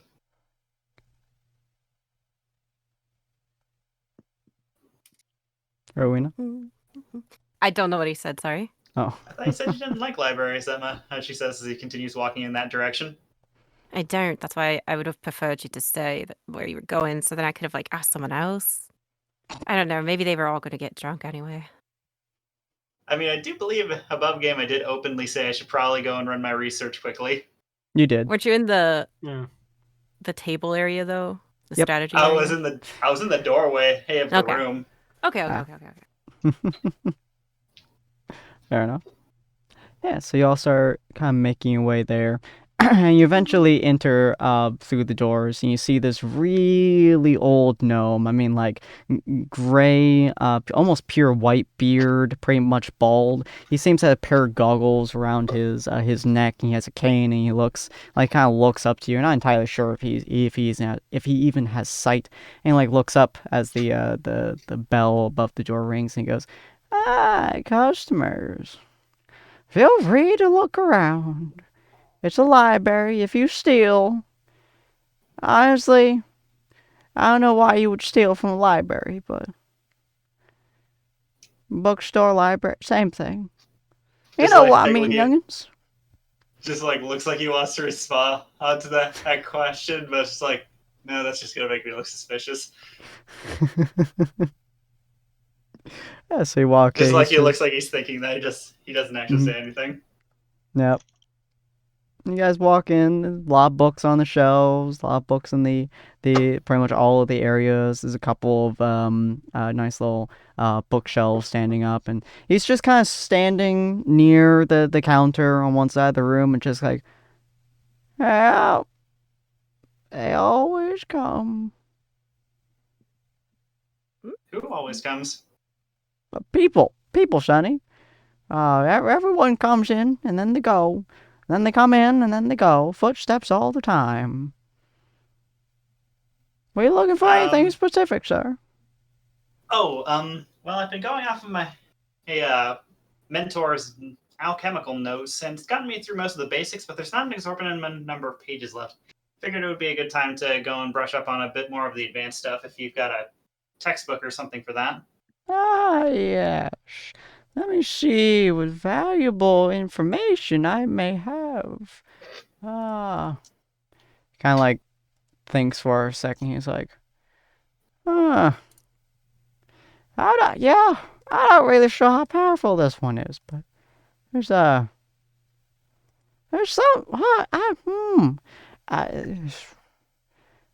maybe it's in it. He like thinking to himself in that weird old way of like kind of looking left and right, and he goes, I think I know where he is. And this old ass fucking gnome fucking like slides over the counter. I mean, like that, like acrobatic, like jumping up, smooth motion, sliding over the counter, hitting the ground on the other side, like as if he just slid over a car kind of movement. And he places down his cane, and he goes, "All right, turbo speed." And he grabs his goggles and slaps them onto his face, and then you hear a tit-tatter of his cane as he's moving like 1 mile an hour or less. Yeah. I just imagine that when he says turbo speed, it just like is the command word for his goggles, like cast haste on him or something like that. Yeah, he's not moving fast. He's moving like 1 mile an hour at best, which is really weird to you considering he just vaulted over his counter. But he's like moving at like 1 mile an hour. It takes him a good like 10 minutes just to get from one side of this relatively small building to the other side. It's a long, like you're just staring at him moving this entire distance. It's very quiet unless you want to say something, as he's just power walking. Just like looking down at his vials, just like, dang, sounds like these are. I really wish I had finished off after that vial of haste. So that's for another day. Eventually, he gets over to the other side. Do you want a hand there, Oh, sir? Sonny, if you could, sure. I'm really slow in my older age nowadays. I haven't had someone offer to move me in I don't know how long. All right. I'm just going to get down on my hands and knees in front of him. Maybe a quick ride, I guess. I just say, unstrapping my pack and putting it on the floor. Sure, thank you. He like kind of like clambers over to you, and the moment he like gets to your side, he like smooth hops Like it's a smooth, like everything he does is clanky, slow, like that old man stutter. But the moment he gets up to your side, he smooth hops onto your back, like he's a fucking 20-year-old man just like sliding onto your back. And then you can physically hear his bones cracking as he's like that weird like gas crack and stuff, and like the muscles and things, and you can hear him cracking as he like bends over to like kind of be in a better position on your back. Those old bones be cracking. It's like That doesn't sound good. it's okay, Yeah. Sonny. I've had much worse. That doesn't make me feel any better. And if you're But they're over in that corner over there. I'll carry him over there. Nice. Once you get over there, I'm assuming, Rowena, you grab Oliver's pack. Oh no, so I they're just going. figure. I just Go ahead. figure if it's just like in the center of the room, I can just as easily just go and pick it up on the way back. Oh yeah, fair.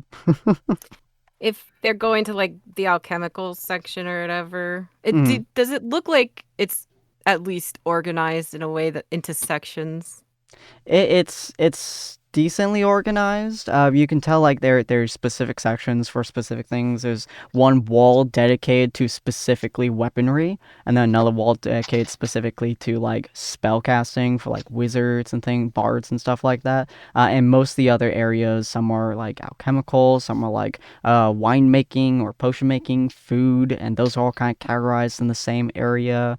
And so some things are matched up with others. The only two that have like very distinct sections is the spellcasters and weaponry.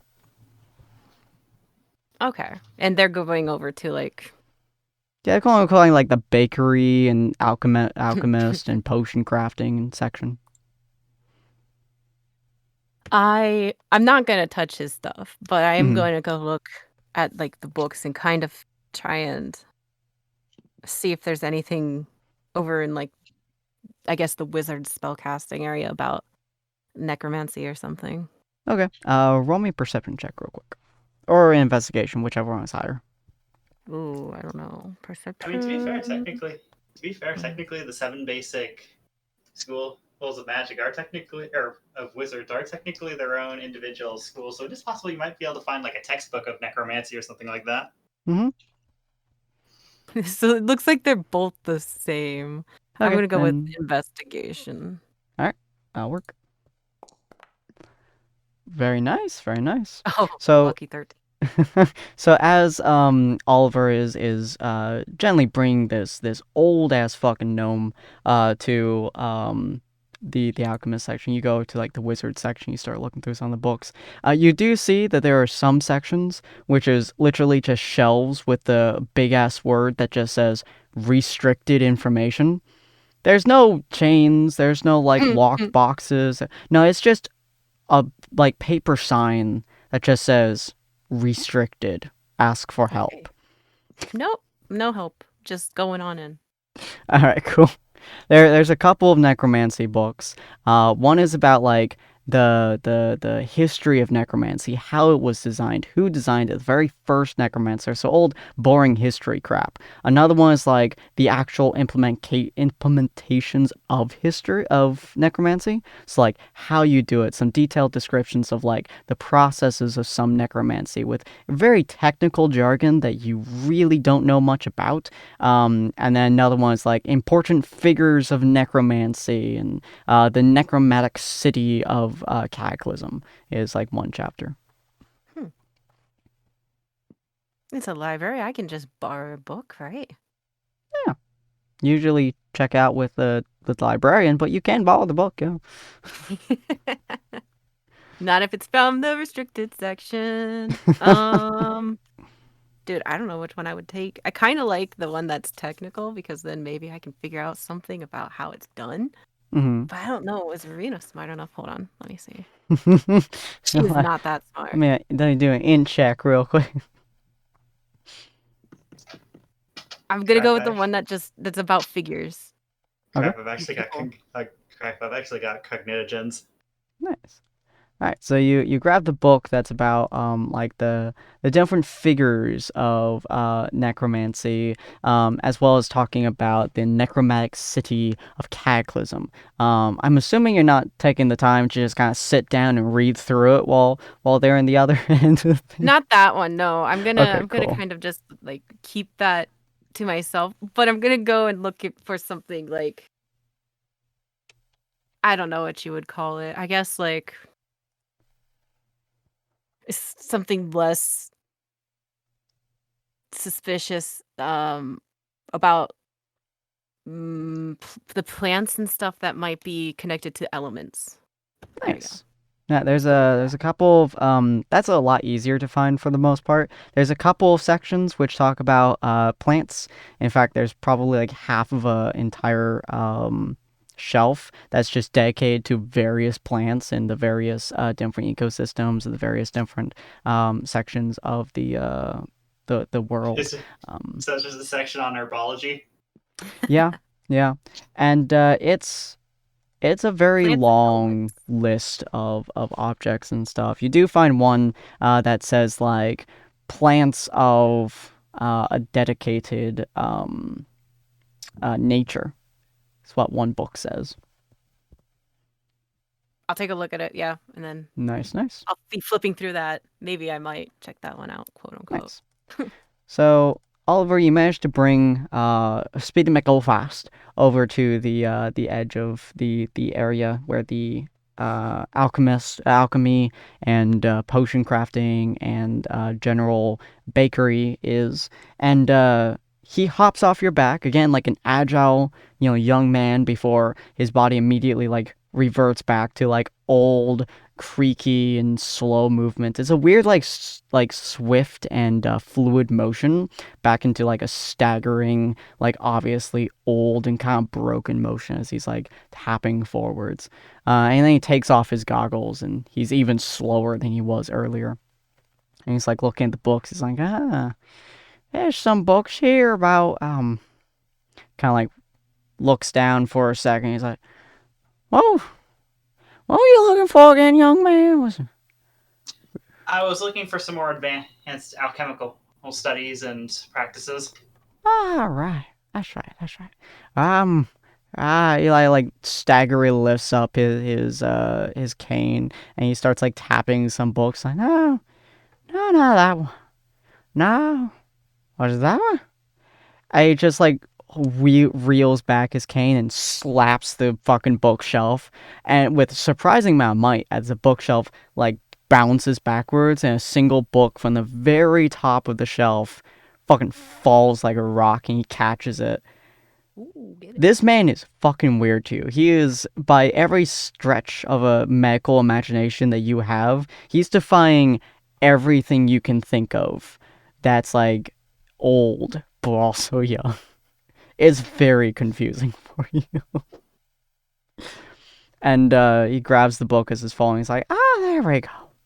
This was written by an old alchemist, I think. Anyway, this might help you, young man.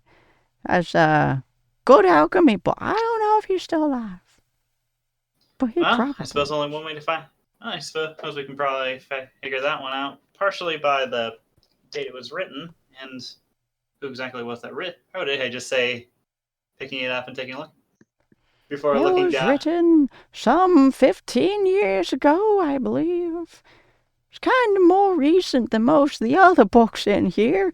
You see that as he has hit the shelf, a flood of dust has kind of like pushed off of it. And he's like, yeah, I don't really dust this thing very often, but yeah. Oh, I'd wager you could probably find a spellcaster or someone else for that. I hear Prestidigitation's a great spell for that one. That would be quite useful, Sonny. I'll get someone on that very soon. Speaking of, please don't take this the wrong way, but how on earth are you capable of this? Are you like puppeting your own body with magic or something? Capable of what, Sonny?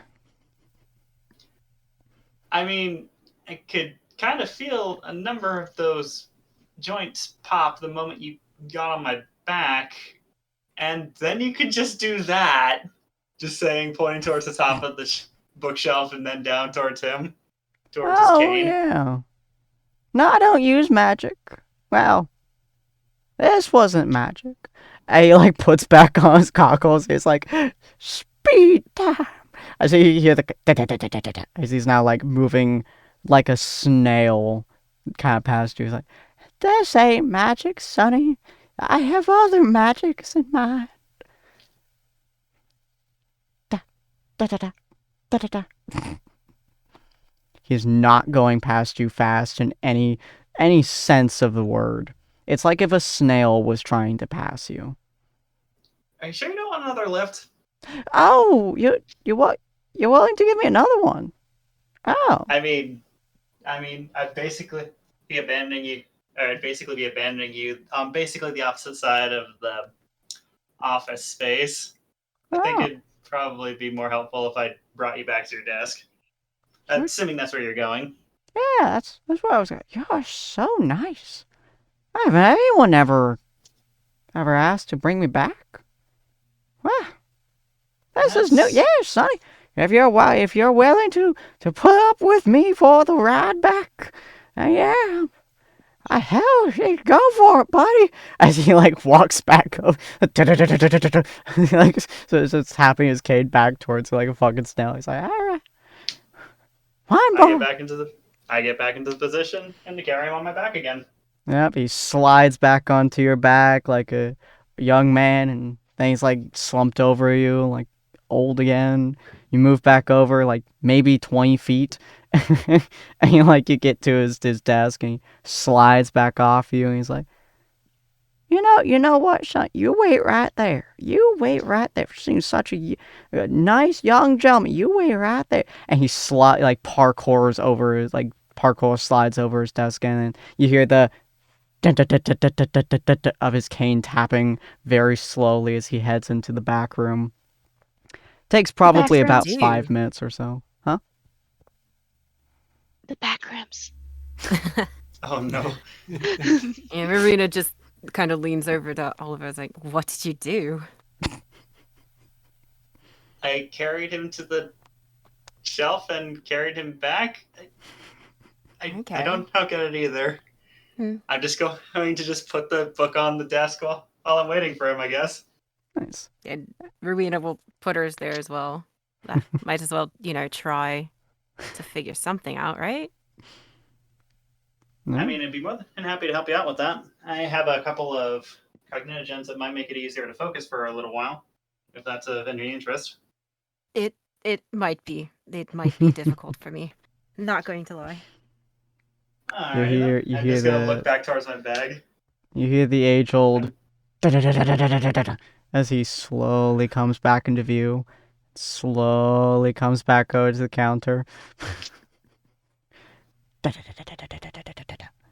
And he's like, all right. Whew, workout for an old man like me.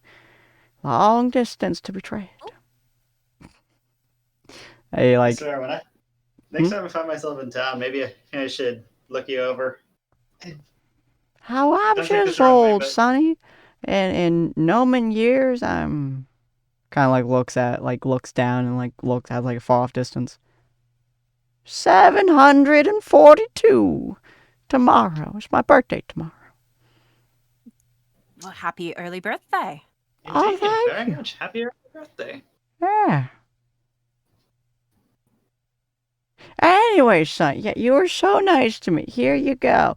And he places down a pair of very nice circlets, not circlets, but bracelets onto the table. These are special bracelets. They are they can be dangerous if you don't put them up to good use, but I think you will. They're healing bracelets. I've had them for a long time in my possession, so be very careful with them and be very good with them. They're dangerous if used improperly, my young boy. What sort of danger do they pose? I asked, picking up one of them and looking it over. well, they're useful for healing, but they have a nasty flashback after a certain time of using them. So be careful with it. And healing is good, but sometimes bad reactions. This is both it's a necromantic kind of a healing, but it's also like not there's some form of schooling with it. I'm too old for this shit. So Necromantic? That does sound Yes. dangerous. Hey. All right. I'll have to keep the. I'll be sure to take care of these then. They're called the bracers of balance. For all that you heal, pain can be had. But it's whether or not it's worth it is the question. Yes. I suppose I'll have to look them over or to get a more in-depth understanding of them when we get back to the tavern, I guess it would be. Yeah, tavern sounds right. Well, thank you, young man, for being such a nice fellow. I really hope these come in handy for you.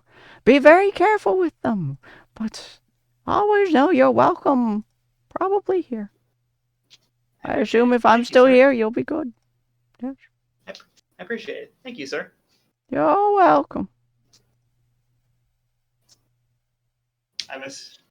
I'm assuming I'm just going to be checking out my books and picking up my bag and less. So I guess it's just up to if Farina wants to have any special conversation with them.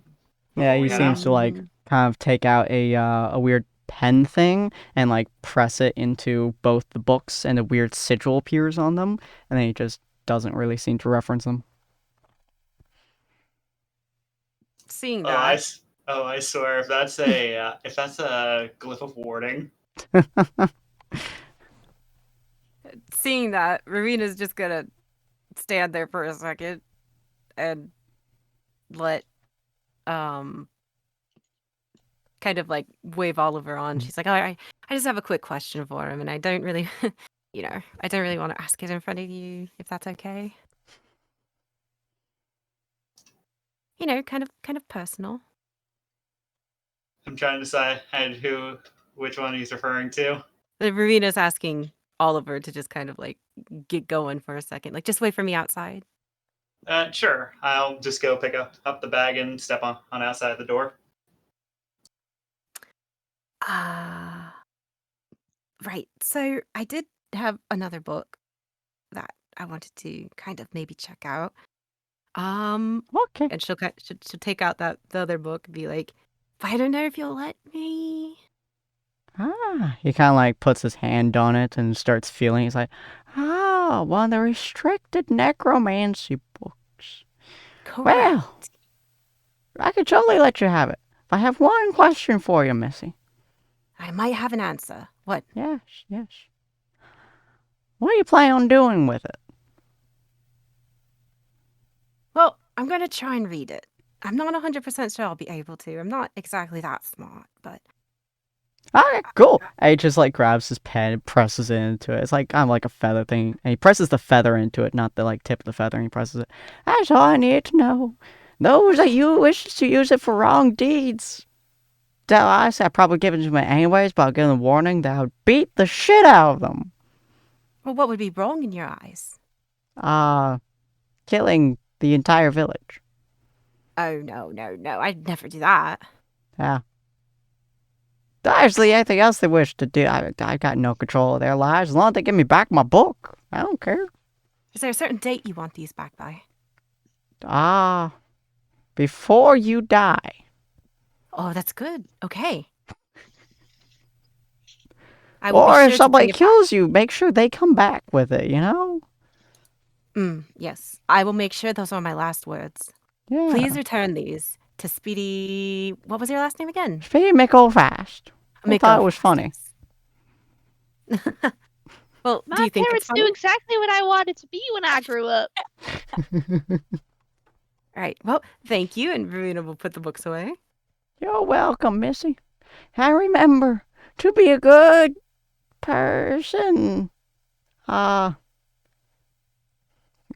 him if it's necessary. There you go. Yes, I need a nap. Of course. Oh, naps are wonderful. I strongly suggest you go take one. Yeah. and you just watch as he closes his eyes, and he just tips over and hits the ground. Oh my goodness. Not right there. Here's some loud snoring out. Right? He just legitimately snoring? tipped over and just hit the ground. Okay, I'm gonna go really quick, just like check for a pulse, make sure he didn't just fucking die right there. He appears to be alive still. Okay. Okay, yeah. I'll take off. Go back to Oliver. Alright, cool. Now, how many of y'all know the average lifespan, or the usual lifespan of a gnome in 5e? I mean, Not I a could look it up clue. in Pathfinder pretty quickly. Actually, no. Well, I mean, am like, kidding? in I can straight up character, look- would y'all know the lifespan of a gnome? In character, probably not. In character and out of character, no. Rowena would not know. Nice. She So, knows if she kills them, that's when they're dead. yeah, a gnome typically lives for about 450 years, I believe. This dude's old. So he's a little bit old. Oh no, they lived up to about 350 years old. So he's a little bit old, being twice the age of when gnomes usually die.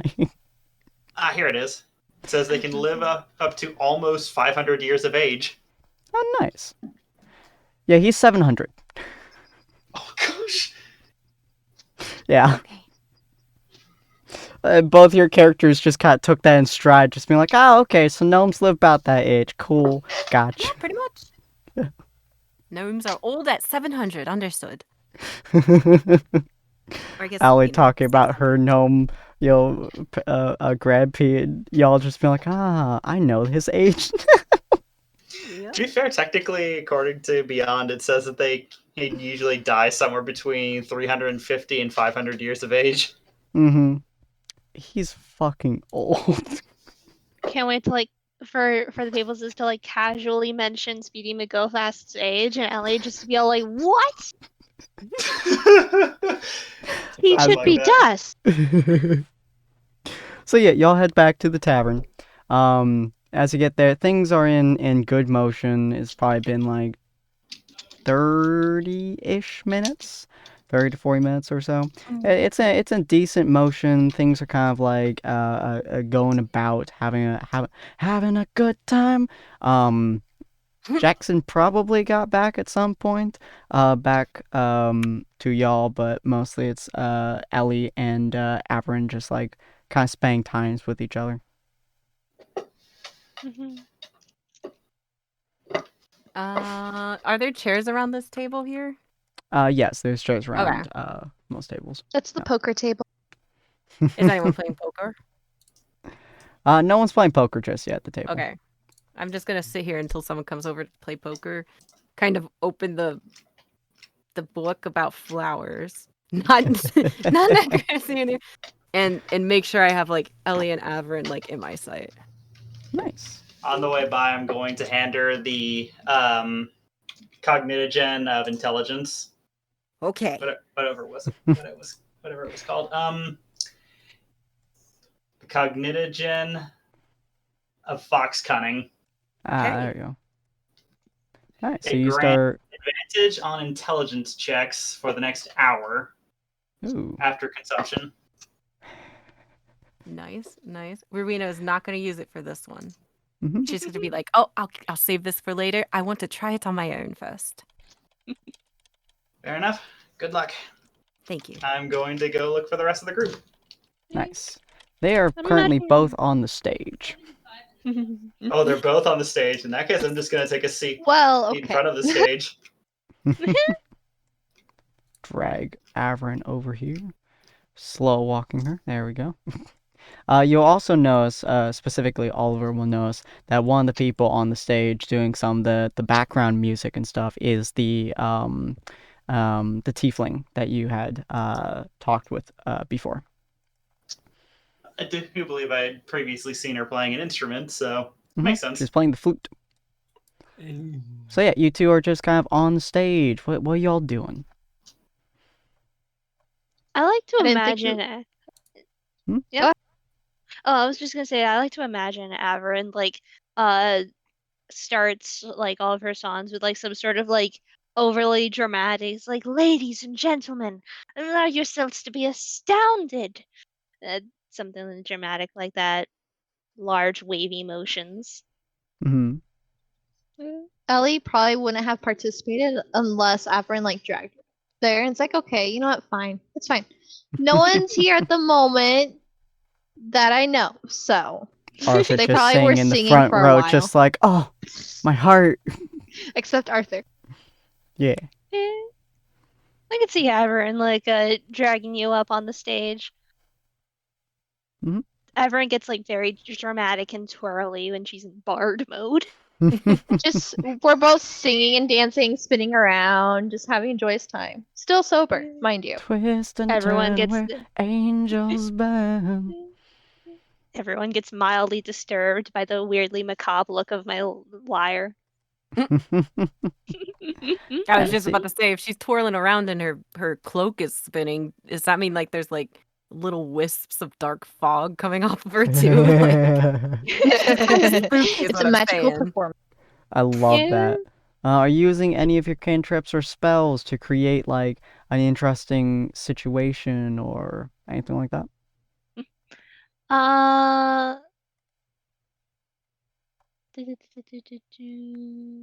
Stand-up comedy, vicious mockery all the time. Yeah. I mean, Ellie could use her flash of her fry pan off and on, but not directly at people. Just random little dancing light. Blind, blind, blind.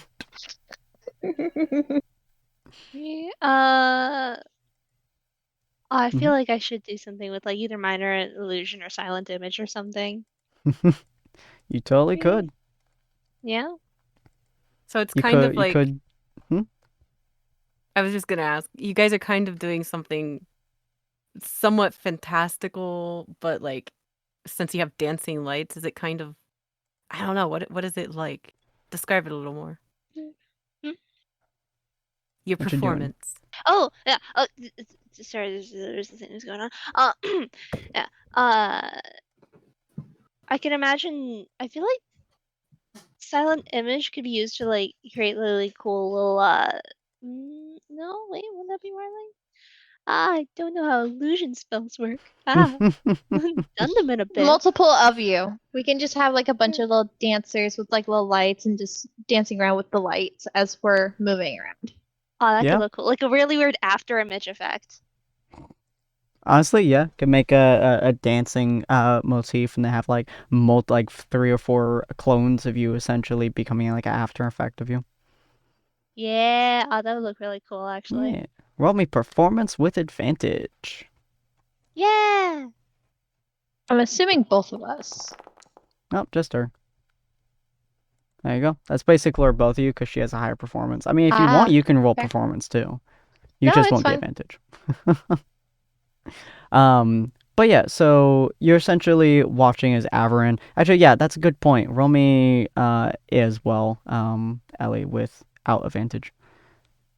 As we're seeing how well you two flow together. Decently Getting well. there. She has the lights and everything. I don't. Yeah, Averin is clearly within her, like, this is what she does, you know? She is clearly within her comfort zone. She is flowing around. Things are just working naturally with her. Ellie, you don't do this. You don't stand on the stage. You're the person behind the stage giving out drinks to people or bashing people's skull into the stage to make them stop fighting. You know, there's a lot of things you do. It's not typically on the stage. So you're kind of getting into the mode, into the motion of things, kind of working with it. Not nearly as good as Averin, but you are, in fact, you know, working with Averin to a decently good point. Everyone's cheering for you. People are just like going out of their minds with like cheer, wah, yeah, and like you can pretty much tell that the number one loudest person in the room is absolutely Arthur. And he's like waving his bearskin coat around, be like, yeah, do the dance, woo! I want it to be parts where I like go down like from the stage like to the audience, like bring the performance down, wow the peoples, distract the peoples as well, I pickpocket them. You know, typical African things. Let me sleight of hand. You have fucking bled these people dry. Yeah. Good lord. You're really not you kind of feel almost starting to feel slightly bad because you're getting pocket change. Like you're literally getting like coppers at a time from some of these people. Yeah, Well, I you mean, know. you get like probably like a silver and 5 copper in total from the whole night. Just because you get like Every bit of money. lint for the most part. Every bit of money's valuable. You're really just like bleeding their money. But you know, yeah, it is good money. You are still the richest person on the fucking continent at this point. But yeah, so you steal a bunch of money from them, and yeah, I can imagine like you create a silent image of a bear, and like Arthur starts like fist fighting the bear, and it's fucking crowd goes crazy, you know, drinks are flowing constantly, and yeah, Ruin and Oliver, you guys are watching the magic happen essentially. Hmm. Yeah. Right. And then scene shift. We're gonna look at Bill. So tempted. Oh, yeah. I so thought we were going back to Ezekiel for a moment. Scene shift to Ezekiel. Huh. That would Well, actually be kind of beautiful. He's sitting there Hands- still trying to like get his hand. He's got his arm stuck in whatever he's elbow deep in, and it's just both his legs. Just, I will have this pickle.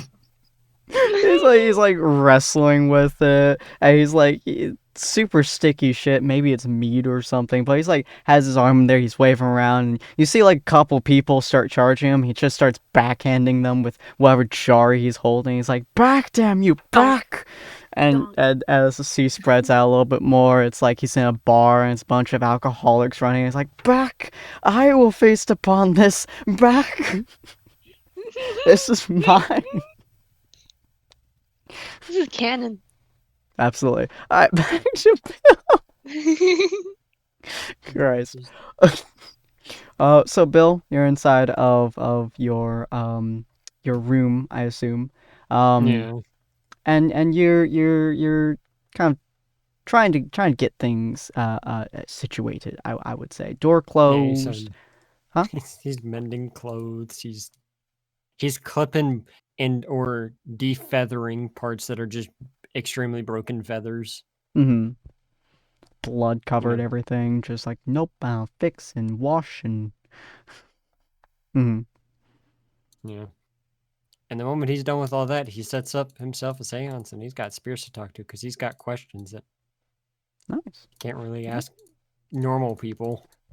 Yep. So you have like blackout curtains, because I imagine that they would have some in a world that's constant daylight, just so sleep can happen naturally. Blackout curtains, like you have some candles going down, lighting them, you know, things going down. You're sitting down and more or less meditating, trying to get the voices to make more sense, I suppose. Yeah. Cohesiveness in their extreme noxiousness. Yeah, and so you get the voices starting to slow down a little bit as it starts to work, and you hear the voices kind of talking over each other. What would you like to ask? All right, people. Bill just claps his hands. It's been a while. Hope everyone's doing okay. You boys got questions.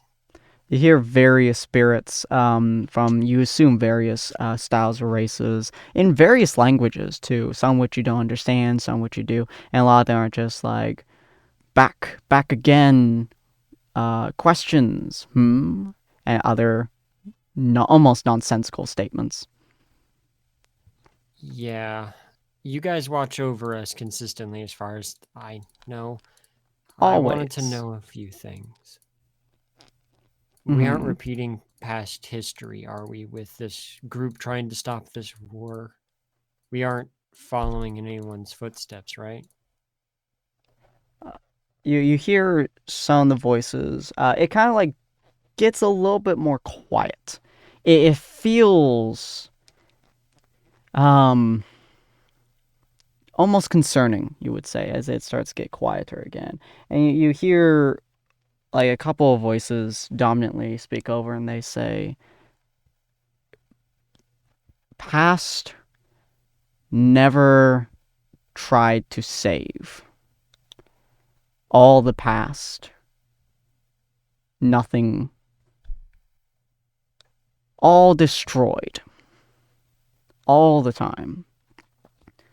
Then you hear one voice kind of echo that statement a little bit, and then it follows up with situation repeating, but not saving. Only death is repeating. Great. You hear another voice that says, surprise good still stands. Okay.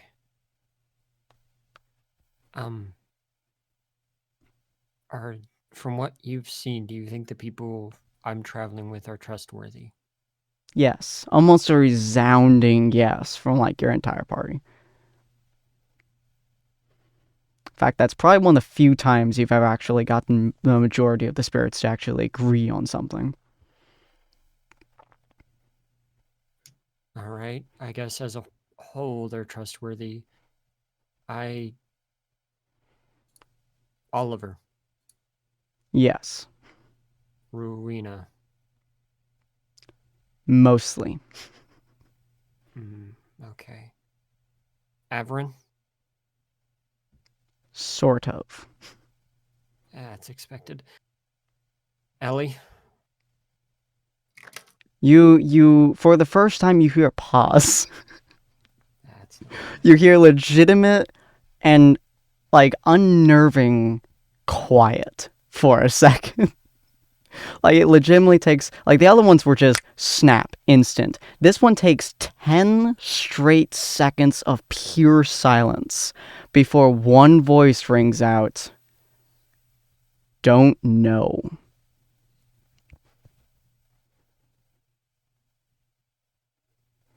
Why? She talks to those presenting pain. Wait, yeah, because Pelor and Shara are trying to fight. No wonder you guys wouldn't trust her. Makes sense.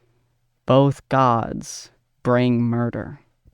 She prevents, but maybe won't succeed. Don't know if safe. Don't know if evil. Don't. And then all the other voices kind of cascade into like repeating don't, and then they all say no. That's the first time all of you have agreed on something so wholeheartedly.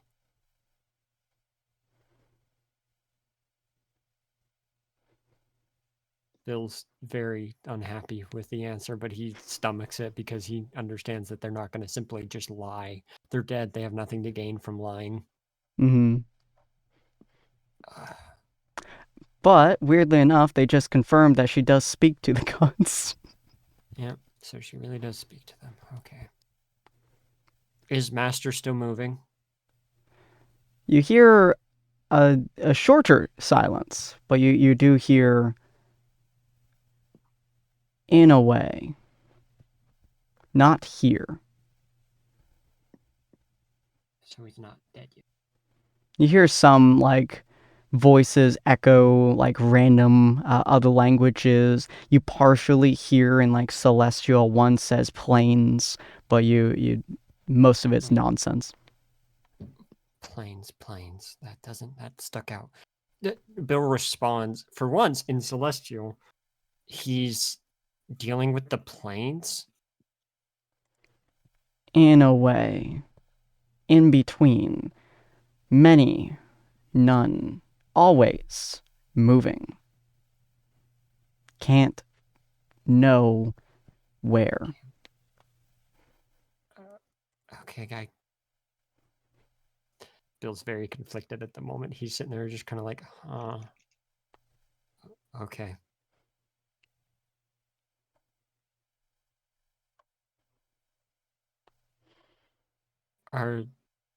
What's the condition of the dwarves? Do you all know? Safe. Maybe forever. Maybe fight. Greedy. But straightforward. Okay, that's good.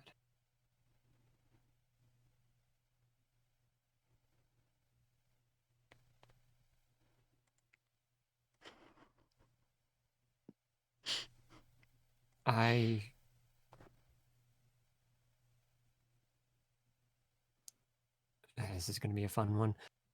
How is the bloody tear on the world, how is it looking from your perspectives? The what tear, sorry? The path of bloody I don't remember what it's called. Oh, Trail of Bloody Tears. Yeah, Trail of Bloody Tears. Or as Bill's going to call it in this instance, the tear on the face of the world, because smart on the map it looks like a tear on the world. You're probably going to get, it's not quite as snap fast as maybe a second or so pause, but a lot of the voices have just kind of gone quieter at this point. Not quite as much rambling nonsense. And a couple of them say like danger above, waiting, prey, stalking.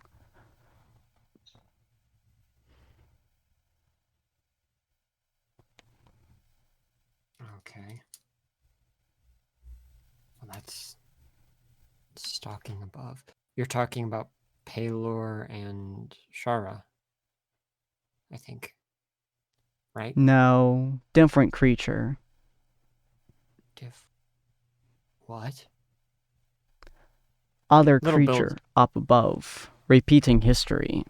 First battle. Bloody mess. Wait. Pelor and Shara, there's another thing. Does this relate to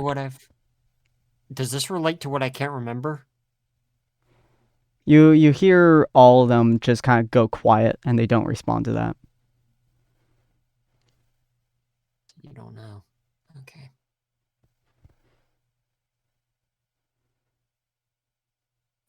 Thank you.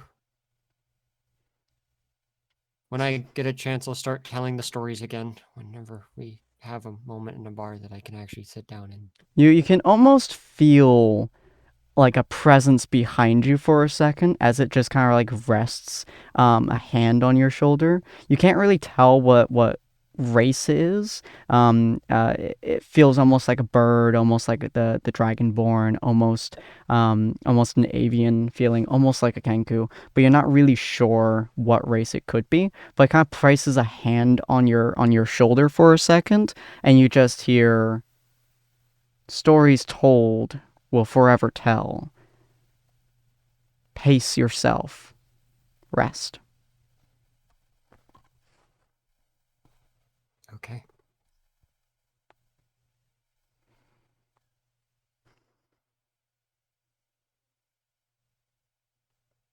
Okay. Thank you. The presence fades.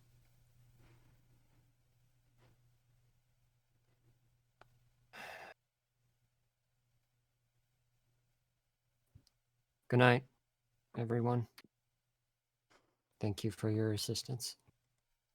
You once again hear the general rumble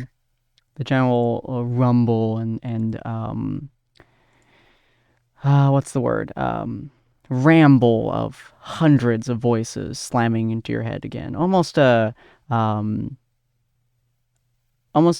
normal feeling for you. Almost back to normal, to natural feelings. But it's just random jumble of words at this point. You can't discern any without specific statements. Yeah. Is that all you're going to do, or? Yep, he ends the seance. Thinks about what he was just told. Tucks himself to go to bed. He's exhausted. It's been a very long 24 hours. Yeah, it definitely has. All right, and then yeah, so back at tavern, things are winding down a little bit. Rowena, you read quite a bit of the book, or you've attempted to. Roll me just a flat intelligence check to see how much your brain is able to to really get through. Let's see. Just an ability check? Yeah. Or intelligence? Okay.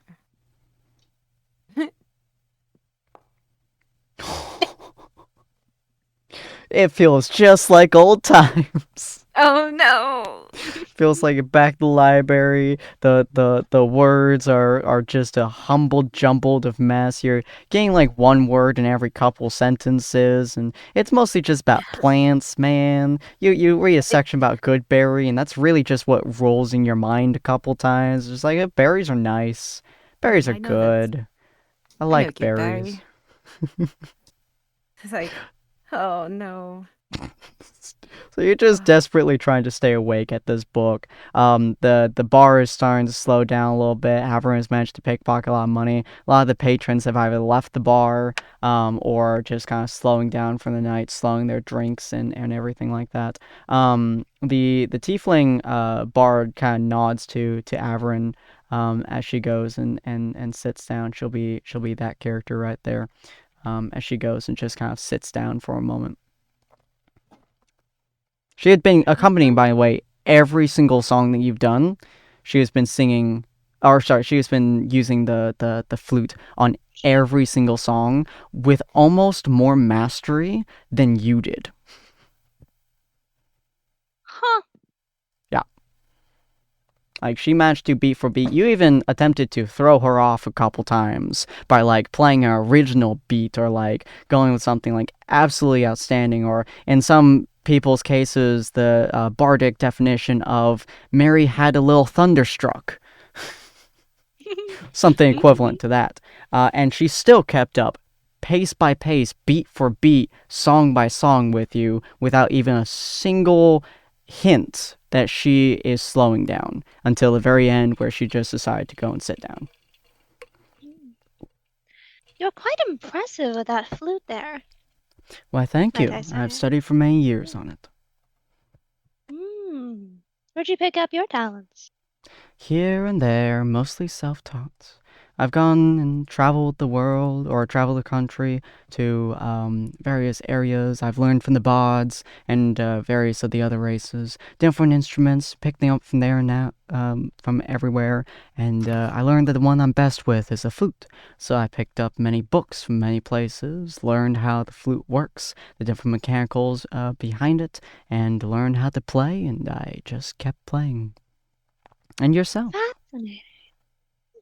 I mostly learned my skills with the lyre through people teaching me back where I came from. Mostly from Very experience. impressive, nonetheless. Indeed, thank you. Fascinating. And your name, might I ask? My name is Shahari. I haven't been in this town for very long, but it seems like a lively one, and one I think I might stay at for a spell. What is your name? Averin. Oh, it's good to meet you, Averin. You as well. Perhaps I shall see you again sometime. It might be. If you're ever wandering around and looking for a band member party, I'm always happy to spread the ways of music around with those around me.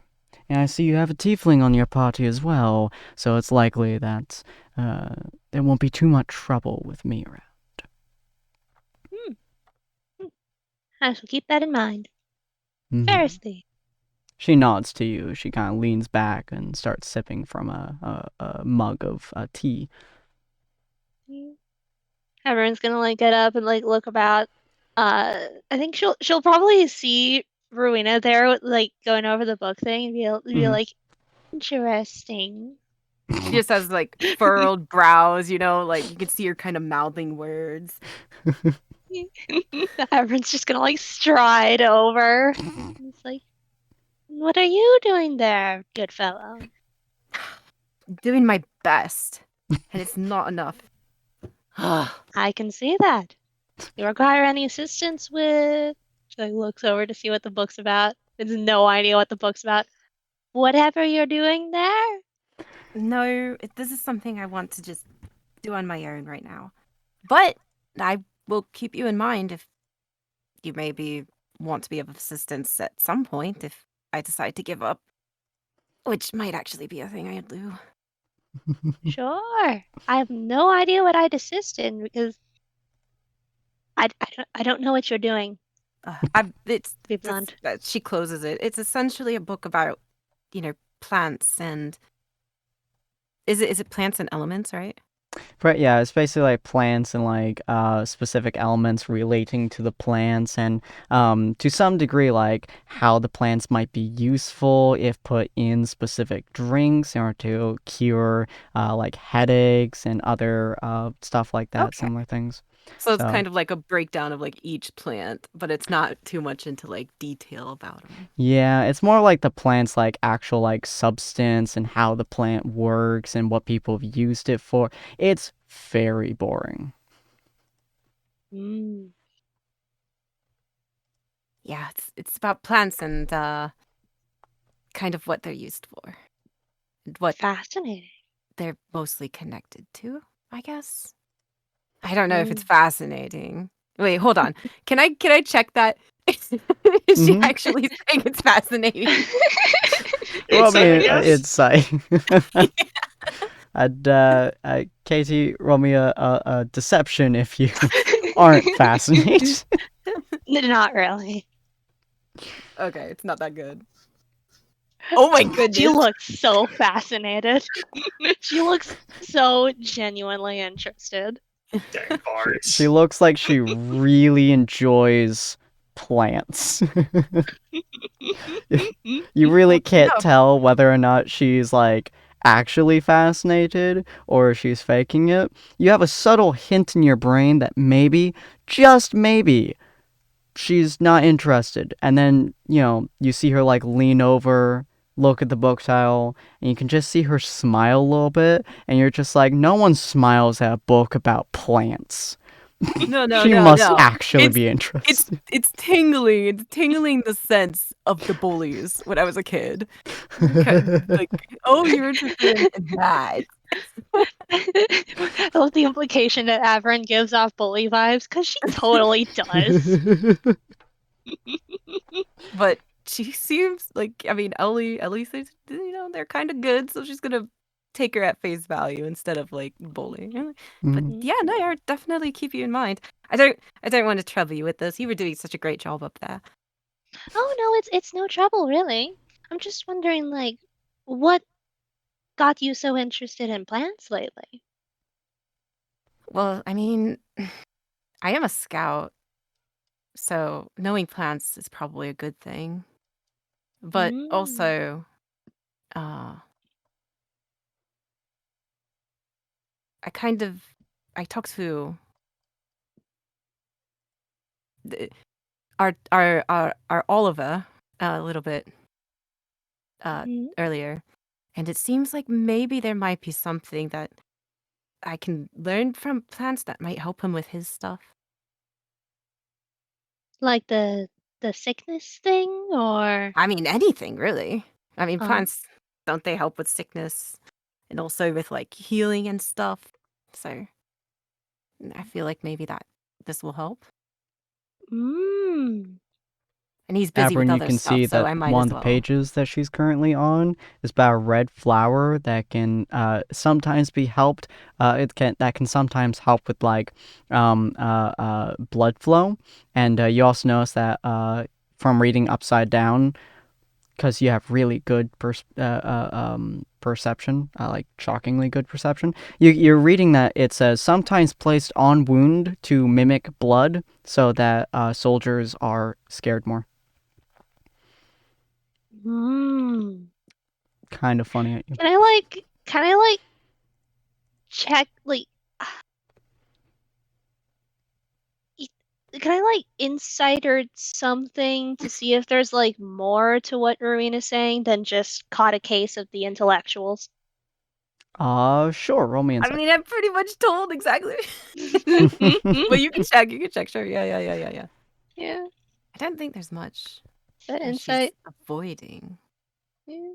Let me see. Let me think. She seems intensely awkward.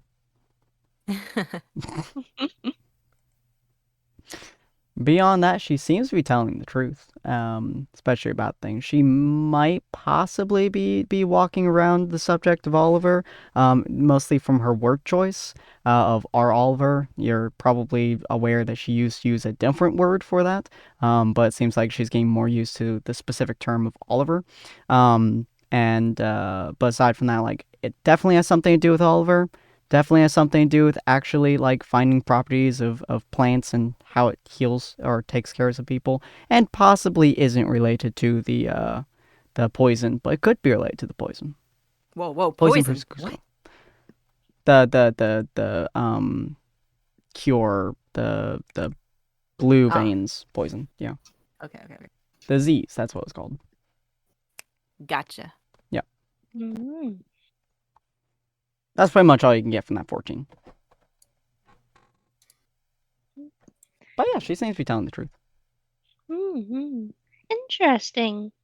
So it's a sort of camaraderie, desiring to be helpful sort of situation then. I From what I always want to be understand. helpful. Don't you? I mean, granted, you're probably more helpful to yourself, but yeah. In general, the people that are in my party, I want to kind of be helpful with. Mm. Yeah. What? Hmm. Yep. Yeah, being helpful Yeah. sometimes is helpful. Well, Yeah. it's good to be useful. Yeah, And he's proven so useful. indeed. Very uh, good at the potions sort of thing. It's not my field of expertise, but it is certainly useful to the team. Me neither. I'm not that great at it. I did kind of pick up a little bit of stuff back when I was back in the Citadel for a bit, but I don't think I'm anywhere near as good as what probably Oliver could do. I know I had the good doctor teach me a bit of the basics of how alchemy works at one point, which was certainly interesting. Definitely not what I expected, but interesting. Alchemy seems like a lot to me. I'll stick with, Yes. I guess, killing. Killing is probably the best thing for me. Not exactly a book person most of the time. Most of the time, anyways. You gotta learn some things. But I'm really more of a street smarts sort of person. I'm not a book person, like, at all.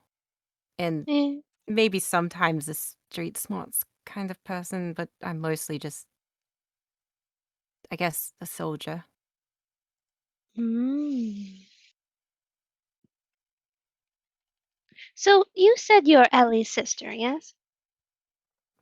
At that, you see, like, a big smile, like, yes. It's quite wonderful. I didn't know I had a sister for a while. Is that so? Oh. I'm afraid I don't know that much about you or your relation to Ellie. And honestly, I don't think I remembered you existed for a good long while since I saw you back at the slums. That's fine. It's always good to be forgettable, right? It is a useful skill, yes. Yeah. Then you can get away with the things that you don't want to get caught for. Indeed. Are you trying to get more information about my past? To be blunt, yes. Okay. Two of you awkwardly just staring at each other. Yeah. I'm just deciding to confront it just head on right away. So, how's the weather? Do you have ulterior motives? Yes. Well, I could talk about that more later, probably, but I really do want to focus on the plans. Oh, and my offer still stands. We can totally turn you in and bust you out. Of course. Why would you exactly be turning me in? When? What did you say? Sorry. Where did you exactly be turning me in? I don't see a sort of stage. I don't know entirely how this works. I've never been arrested. On purpose, anyways. Well, I'm sure your wanted posters or your bounty will be up at some point, and at that point, I'll know where exactly to turn you in. But it's always good to, have some solid plans down before things actually start to go into motion. Indeed. I'll keep a lookout for my own wanted posters. I hope they catch my good side. Oh, I'm sure they will. What side is actually bad of you? Haha. Fair. Well, I'll leave you to your reading then. Fairest thing. Thank you. Have fun with your performance. I will. Nice.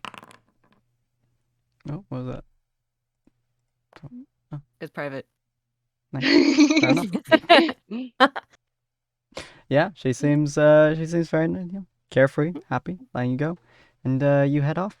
So, is there anything you guys are gonna be doing before you guys turn in for the night? Conversations to be had, people reading books, Oliver spending time, probably again studying some of the books that he got as well as cheering on those who are on the stage and so on and so forth. But is there anything you guys would like to do before you guys head to bed? And then tomorrow, it sounds like heading to the dwarven area with Ironbelly and Jackson. Is Ellie drunk? Stop thinks she's sober. We haven't had a drinking moment yet. We can change that. Do you need Ellie drunk? I'm gonna go have a drink with my sister. Oh my gosh, yes. Let's go. All right. So you guys start getting some drinks in you. Arthur is not a good not a good influence in this case. He's a very bad influence when it comes to telling him you're going to get drunk, as he starts shoveling drinks onto the table and drinking half of them.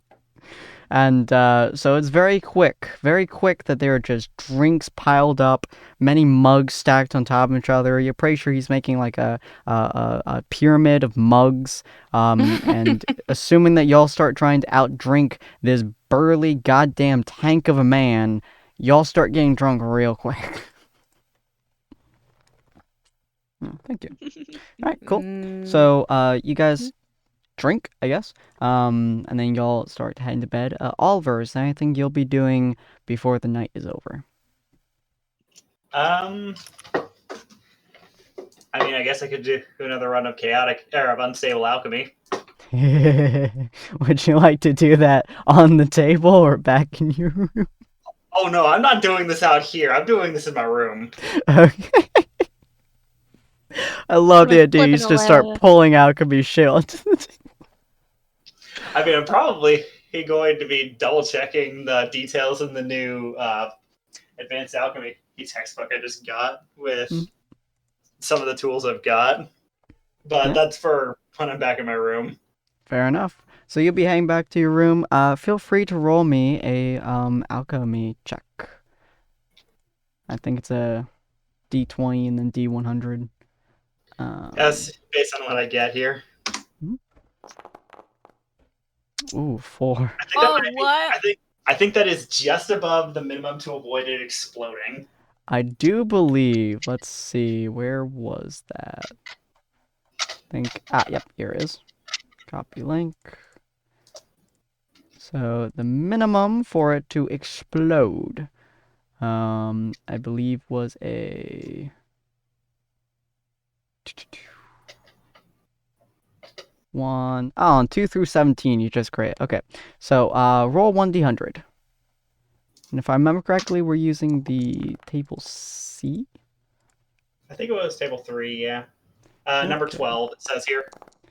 Number 12. Okay, number 12 is.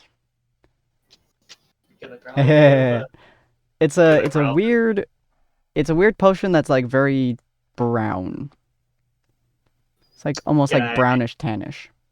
Can I ritual cast Identify over the night? Yep, you're more than welcome to. So it essentially is a potion that gives you cat ears or rabbit ears. Just That's turns your ears adorable. into cat ears or rabbit ears. That's adorable. Yep. This is the best potion. That is freaking adorable. Now I don't remember if the. Oh yeah. Let's see. Yep. So you have like 24 hours to use it. I'm gonna say actually for your potions, because most of these are um specific ones like this, like changing physical aspects or things will probably just be lasting forever, because I don't really see the point of it alone lasting 24 hours. So most of them I'll probably say last for about most of the ones that are like ear change, skin change, or other random colors and shit, you'll probably they're everlasting, essentially. Until you drink them, they're good. Other ones that have like mechanical effects to some degree probably have the specific length. So Let's see. just a ruling for the future. Yeah. So this one, for example, is everlasting. Oh, what do I want to call it? What's some sort of clever her term to use to define the ears? I like it. But yeah, and so the night's winding down. Oliver's gone back to his room. I assume. Actually, yeah. Averin, are you like heading back to the room? You staying in the bar? Bartender seems to be cleaning up. Most of the people have left at this point. I'm not sure. Okay. I feel like at what would Avern want to do? Join the pyramid making? Come on. You have a horde of money on your side at this point. I do have a horde of money on my side. Start collecting potions and such for the group. Okay, well that depends if Avern's more like the type who like spends the money or just kind of like hoards it and uses it sparingly. Like, what do I want to spend the money when I could just have the money? Be like, here's 10 platinum. Feel free to fix up the fucking building. How long does this potion last again? That potion that you have specifically will last indefinitely until you use it. Oh, no. I mean, after you drink it, how long will its effects remain potent? 24 hours. Indefinitely. Cool. Forever. Oh my We'll gosh. have the cat ears forever. You'll forever be Note to cat self, ears. don't ask Ollie for a potion. I mean, it's usually safe, considering I'm certain he would define what these do before he gives it to you. Oh, yeah. But yeah, so do you have anything particular you want to do, or? I want to. Oh, sorry. I don't know. I was just gonna say, like, for Averin, she's just gonna like watch everyone from the corner creepily. Alright, fair enough. This is an act of compassion. Just don't spend time in the corner, just being like, alright, this is my night. Alright, and then Rowena. Where's a good I want to corner? kind of. I'm assuming both me and my sister are drunk. I want to help her. You know. Oh, yeah. We're both 100%. leaning against each other, walking to like bed, I suppose. 9 balls of beer Oh, on the Ellie wall. would be like trying to. It's like, okay, I gotta go find Jackson. I drank again. It's not good. I might burn things. Burn? And he keeps Like fire? track. Yeah, last time I was drunk, I caught things on fire. Okay. Yeah, and last time I got drunk, I stole this ring from a museum with Averin. Oh, It was yeah. pretty fun. So, where are we going? I was thinking, bed, but I guess we could try to find Jackson. I don't know. Hey, do you We're have going that? to go find Jackson? We should. You said you should, but yeah, we should totally find Jackson. Oh my gosh. I know. Yo. Okay. It was kind of weird. Was it weird? Was I weird when I met him? No, you're No, fine. I was fine. Okay. I was What trying. do you think of him? What I think. Okay.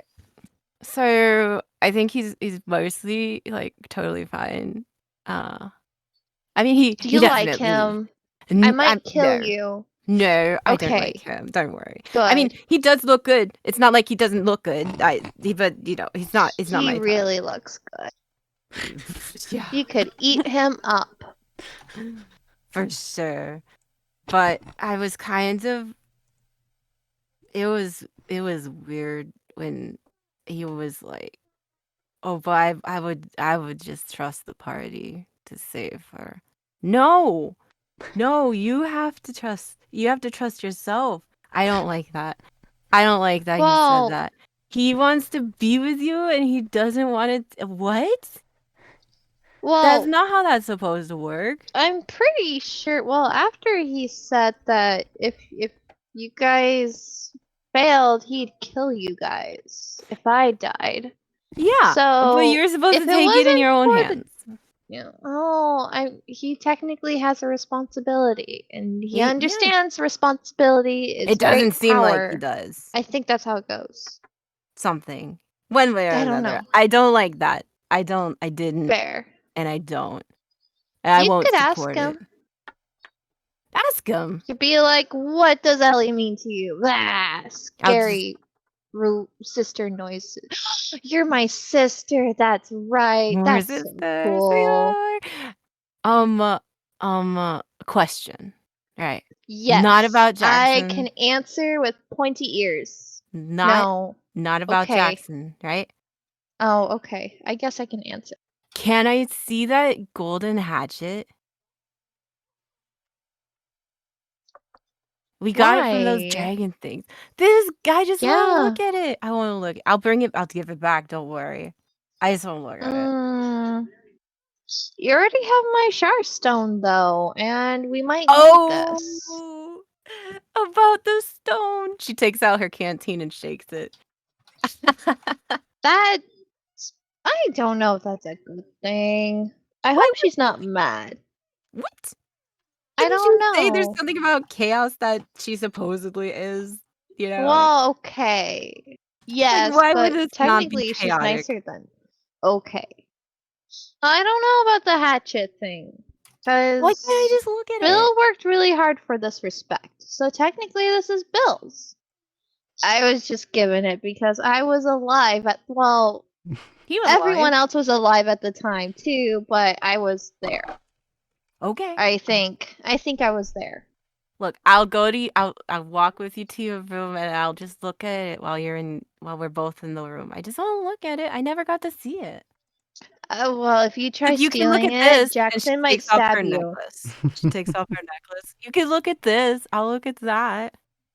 If you try stealing, Jackson will stab you. I don't steal. Have you Ellie ever? glares at her, trying to glare at her. Sure. Things get stolen from me all the time. That's probably Recently, That's not really recently. I guess not recently. It was my heart, but I don't know how that was stolen. And she looks at her chest. Like, I don't know how that works. I have an idea, but I'm not sober enough for this. I think I need another drink. Rena just shrugs. We don't need any more drinks. We are going to bed. Why should we go to bed? We're half elves. What do you mean? Yeah, Avrin doesn't sleep. But she's an elf, right? She's No, half I'm elf. a half elf. I'm just weird like that. Oh, yeah, half elf. No, she's following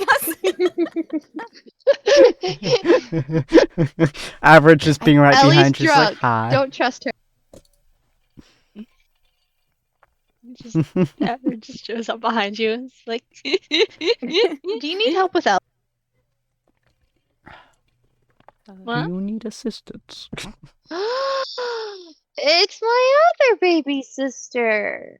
Hi. Hi. And she's just gonna flop on Averin. It's like, you have pretty eyes. You know that? Thank you. Rena's gonna look at her eyes. What color are they? And purple. Whoa. They're pretty. She's also a rogue like Jackson, so that's like bonus points. Okay. Sort of. It's cool. Because Jackson's cool. We're kind of drunk. Arthur's cool too. Yeah. I might burn things or steal things. I want to do I can something. help you with that. No. Don't make me I the already moral have compass in Jackson's this boots, situation. and Ellie's gonna raise his boots like victoriously. She's just holding He up knows. dirty boots. Can I look at like the tread? Yeah, they're I'm Jacksons. gonna try and like find them. Baby's first thievery. Well, you know. Are you trying to sniff them out? I mean, you wanted Can to you do find that? them. I'm That's trying true. to find them. How do you find them with the boots? I mean, maybe I can find his footsteps. You know. I could ask a god. I need to sleep, and Ellie like is ready to like hit herself with her fry pan. Oh my goodness. god. I just like take the fry pan out of her hands. Smart. Good person. Can I steal the fry You pan? took my fry pan. And Ellie's gonna start crying. Oh my No. goodness. This is a mess. I just wanted to get us to bed. Full on cry. Everyone just hands it back and is just like, okay, don't cry, you can have it. Just don't give yourself a concussion. Okay. I think she's Okay, I further gone than I guess. am. I'm just a little drunk. Yeah, I got my fry Okay. pan though. Thank you. Yeah. I should get going. Yeah. Arthur. Arthur's here. Yes, he was. Oh my and gosh. I think he drank us under the table. to Oh tell you my the gosh. truth. And Ellie's gonna go up to Arthur and put her arms up. It's like, airplane. I want to fly. He's gonna look at you. Flying. And like a good man he is, he's going to grab you by, like, right under the arms and just go, wee! And he just starts fucking spinning. That's a bad idea. I need to roll a con save. Oh my Rowena God. dies. Grow up. It's a bad idea to ask him to spin you. Oh goodness. This man does not know chill if chill were to slap him. Ellie's okay-ish. It's okay. You know. You can definitely feel it trying to come up. I'm crashing. I'm flying down. Flying. Crashing plane! Doink. Guts flying. I'm dizzy. Alright. Same, Well- but I didn't even need to fly. It's time to go find Jackson. Mississippi. Alright. Well, we're going to probably have you guys head to bed, take a long rest if you guys have not already. And next episode, you guys will be off on your adventure towards the Dwarven Mines and see what's all in there, see what everyone deals with, and we'll see what happens. As my child throws stuff into my little box.